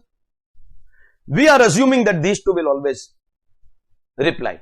मतलब they have not provided only कि what if BU does not reply to NFSC, what if TU does not reply to NFSC, because let me tell you that is not going to happen. Internally department के अंदर they will not reply, it's not possible. So the only possibility of not replying is with whom? Failure to reply of assessee. Assessee has not replied. To whom assessee has not replied? Actually AU wanted data, but assessee has not replied to NFSC. So what will happen? When assessee has not replied, NFSC will tell this to, because NFSC can't pass order. Order who has to pass? So suno what will NFSC do? NFSC will give BU का and TU का response, and assessee के case में it will say कि यार उसने तो response किया ही नहीं, so sorry I can't give you. समझा? Whenever an assessee does not reply to any of the notices, for example here assessee has not replied to NFSC का notice, what do we do? Penalty of 10,000. देखो penalty will be levied in penalty का chapter. I appreciate. Answer is right. I am not saying it is wrong. But right now our task is not to levy penalty. Right now our task is to conduct the assessment. How will assess? I'll correct. Say मैं wrong था. I'll correct my question. Okay, because I want to keep motivating those students who are participating. I was wrong. I should have asked how will assessment happen instead of asking what will happen. Yes, penalty will be levied, but how will assessment happen? Best judgment. Best judgment. But before best judgment, come on. Notice. So Show cause. AU will give a show cause notice under section 144 to the assessee. Wait! This can never happen directly. This notice has to take place. True. Don't forget, AU is not allowed to talk. Okay? Can I say basically, initially there is a failure of the assessee, but now we are serving the last warning to the assessee. Now you better reply. Come on, yes or no? Yes. Is it possible that now assessee has responded? Yes. To whom? NFSC. And that NFSC will again forward the response. But that is what NFSC has been doing all throughout the procedure. तो सुनो, first stage में assessee का failure था, we gave a show cause notice, now assessee has responded. So no problem, the failure is cancelled. Tell me what is one more possibility now. Assessee still does not respond. Still this has not been given, correct or no? So now if there is failure, obviously, who comes to know that there is failure? Only that person where NFSC comes to know. No, आप question समझे हो, so you will understand that NFSC now will just tell किसको? AU को. बोला bro, assessee has not responded. Now also. And we all know what is going to happen immediately after this. Order will be passed. अच्छा, by the way, let me tell you. Response किया, still order will be passed. 143.3 not responded, double failure हो गया ना, second time also you did not respond, still order will be passed. Which order? Best judgment order. Come on, at the end of the day it is going to be this only, no? Mitro, yes or no? But now can I say that AU has collected all the possible information? By the way, in our story, BU and TU have already performed their task. AU का work तो will go on till the end. There is only one functional unit which has still not got involved. Review. But review unit can't come now. No, review unit will to come only after the proposal is made. Earlier assessments में direct order होता था. But now we make a proposal and get it reviewed. Correct or no?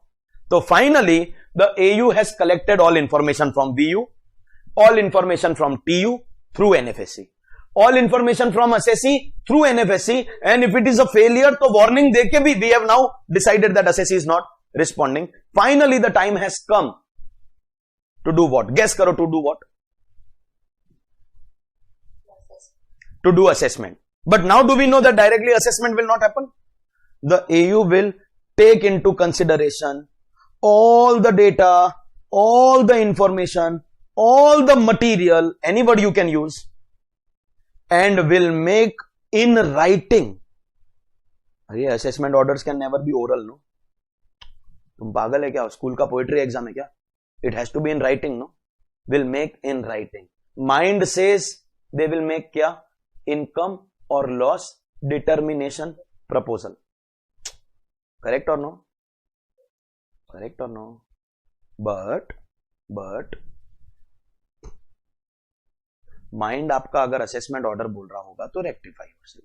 It is not going to be assessment order, it is going to be a proposal. And we have already understood because we want the review unit also to get involve. तो ideally we could have written income और loss determination proposal. Wait, don't write it. Okay. Has the AU taken into consideration all the data required? हो गया सब कुछ. It should make the proposal now. Order नहीं, but at least proposal. But before that we are asking the AU to perform one more activity. Okay, and that activity is basically in the nature of principle of natural justice, opportunity of being heard. When you are ready with your proposal, don't pass it. Don't pass it. By the way, you have taken all the material. You are ready with your proposal. But before you make the proposal, there are two possibilities. Possibility one, there is no prejudicial variation. English. Prejudicial variation matlab we are going against the assessee and increasing his liability. That means, can I say no prejudicial variation matlab we are accepting what the assessee has said. Dekho, we just told assessee to submit information, document, evidence. He submitted what we asked. But usko use karke what tax we are determining, उसमें तो assessee has not been given any chance to explain also, no? You understand this practicality? Assessee just submitted what we demanded, but assessee voluntarily has not given any opinion of his. You want to disallow traveling expenses. You want to disallow traveling expenses, matlab you are going to increase the tax liability, and can I say you are going to cause something called a prejudicial variation to the assessee. But poor guy, the assessee should be given a chance to speak in this matter, no?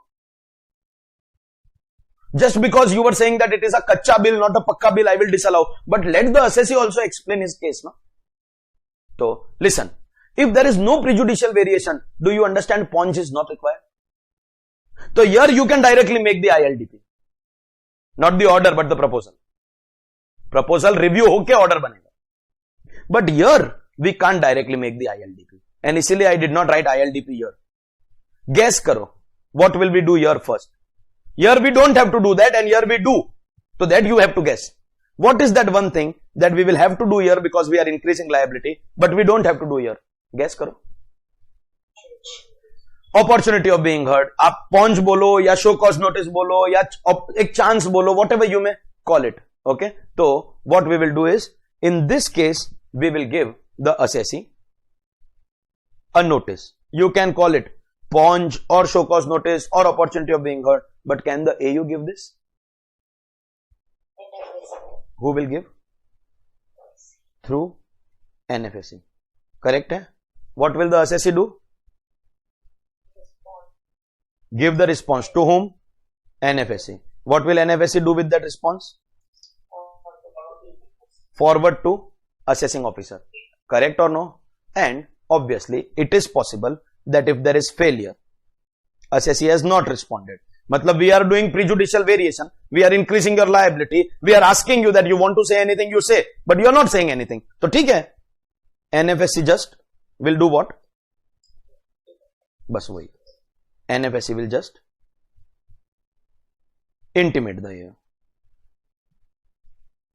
that assessee has not responded. So, you can go ahead. Correct or no? But do you understand that this show cause notice wala activity is not required only in this case because we are not increasing your liability. Finally, after giving you a chance where it is required and not giving you a chance where it is not required, we will prepare your ILDP, and that is going to be in writing, that I have already told you. Income or loss determination proposal is going to be prepared in writing. Is that understood, Mitro? So, are we clear about the process so far? What is the process so far?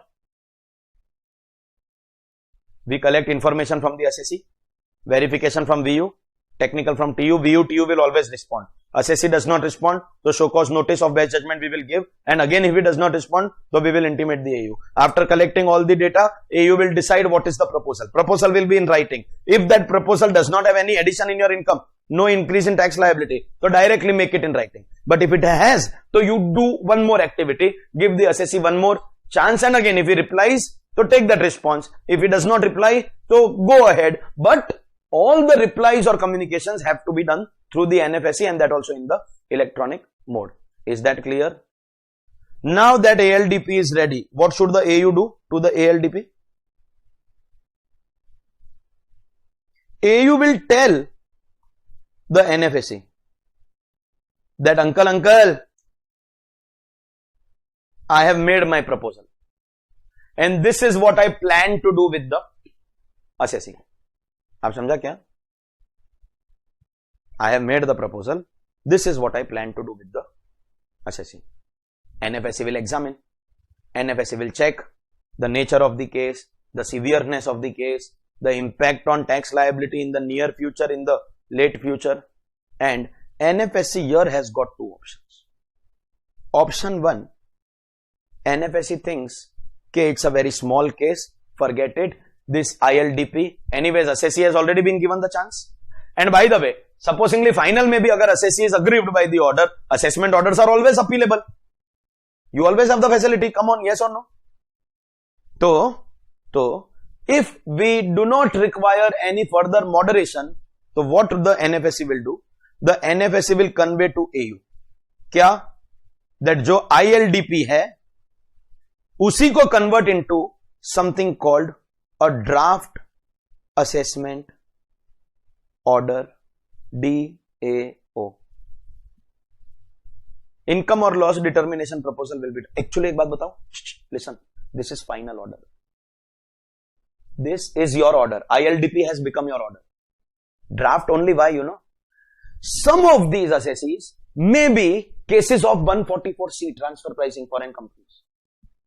And in those cases, we can never make the final order directly. What do we have to first make? Draft order and allow them to go to dispute resolution panel. That is why I did 144C first. Supposingly, it is a normal assessee like you and me. Mitro, this is our final assessment order. See, the demand notice and penalty notice will come along with that. Okay? Matlab, ILDP is only your final order. Correct or no? But sometimes ILDP, forget about becoming final order, it may not become the draft order also, because if it is a big case, so finally काम आ गया to that one unit. This case will be given to. Now this is optional. Do you understand? देखो VUTU also, if AU asks, no, if AU does not ask for any information, तो VUTU will also not come. Correct है कि नहीं? Correct? So this case will be assigned to a review unit. What will the review unit do? अच्छा, by the way, आप समझ रहे हो कि the arrow is coming from NFSE. So when we say convey to AU, who is doing this? And assigned to RU. Who is doing this? इतना तो आपको पता है ना कि anyways all of them have to talk only to the NFSE. Correct or no? So now RU will check everything. RU will check everything and RU will prepare a report. Who will the RU give the report to? NFSE. Obviously, it will be given to NFSE. And what will the NFSE do with that report? Please understand. NFSE is only a communication agent. Forward to whom? AU. Now, review unit must have given some suggestions in the ILDP. Tabhi to we are going for review. Correct or no? if the review unit has given suggestion, this is a little unacceptable. A little unacceptable. They say the AU has the freedom to accept or reject the proposed variations.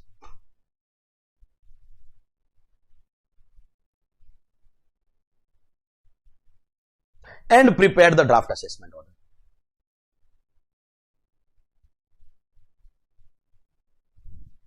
This is a little unacceptable. In the entire process, do you realize everything was proceeding so smoothly and so logically? Once we understood when we started the section, okay, what are the characters in our story and what functions they are going to perform, we understood that everything has been proceeding in such a smooth manner. Suddenly, one illogical point. Acha, by the way, here RU is not involved. So, ठीक है, ILDP becomes your draft order. But here we are asking the RU to give suggestions. We will accept or reject. That means RU is not getting that real power that it should have been given. If AU has the right to reject variations proposed by the RU, that means it is as good as you're not doing anything, and this is only happening. If the variations proposed by RU are rejected, that means it is this case only. आप समझा? But as a formality they have introduced. देखो, auntie का typically this is the habit. While writing, she will not pay attention.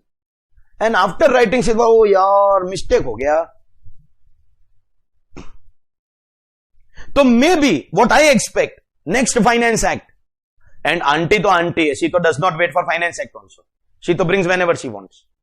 She might just put here that if the AU is rejecting RU, so NFSC will decide whether that rejection should be done or acceptance should be done. Maybe something like that. Maybe they might put this, that this will be given to one more RU for again checking. If the second RU cancels the first RU, that means AU is right in rejecting. But if the second RU also says what the first RU said, that means you will have to do it. Yeah, maybe again AU feels कि not nahi karna hai, so NFSC will decide. Maybe they can add a point ke final decision whether to be accepting or rejecting the variations, CBDT will decide. Maybe they create one more authority between the AU and RU. Final RU, FRU, auntie, she can do anything.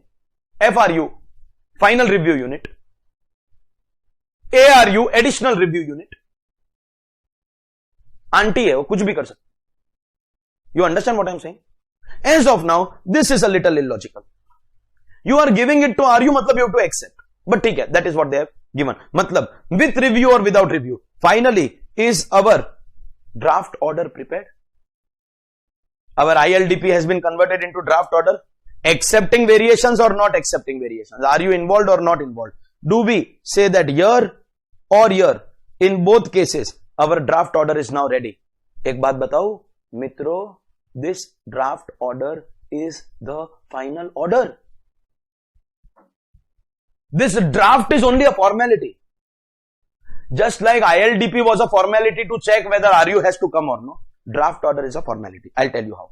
The assessment unit will submit the draft order to whom?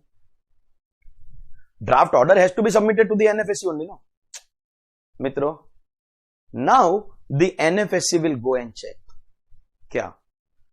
Is this assessee, जिसका ये case है, who is an eligible assessee under the provisions of section 144C. Now what is 144C? Dispute resolution panel, where you will never be given your final order. We will just give you a proposal, a draft. Yes or no? Or is this other? Ladies and gentlemen, Deviyo and Sajjano, boys, girls and mitro, if this is other, तो tiding. Draft assessment order is only the final assessment order. This draft का formality is being done only so that faceless में भी DRP का काम can be taken. Okay, and if we don't incorporate DRP here, तो 144C will become waste for any assessee who is going under faceless. And what is the system in 144C? That the draft order will be served to the assessee. Okay, it is the assessee's choice. you accept the variation, मतलब obviously draft order के अंदर there will be variations, no? Accept the variations or you don't reply to the variations. Not replying is as good as accepting, you understand? Supposingly I tell you today's lecture is till 1 o'clock. You don't reply, that means you have accepted. बराबर है ना? Supposingly बोला, supposingly.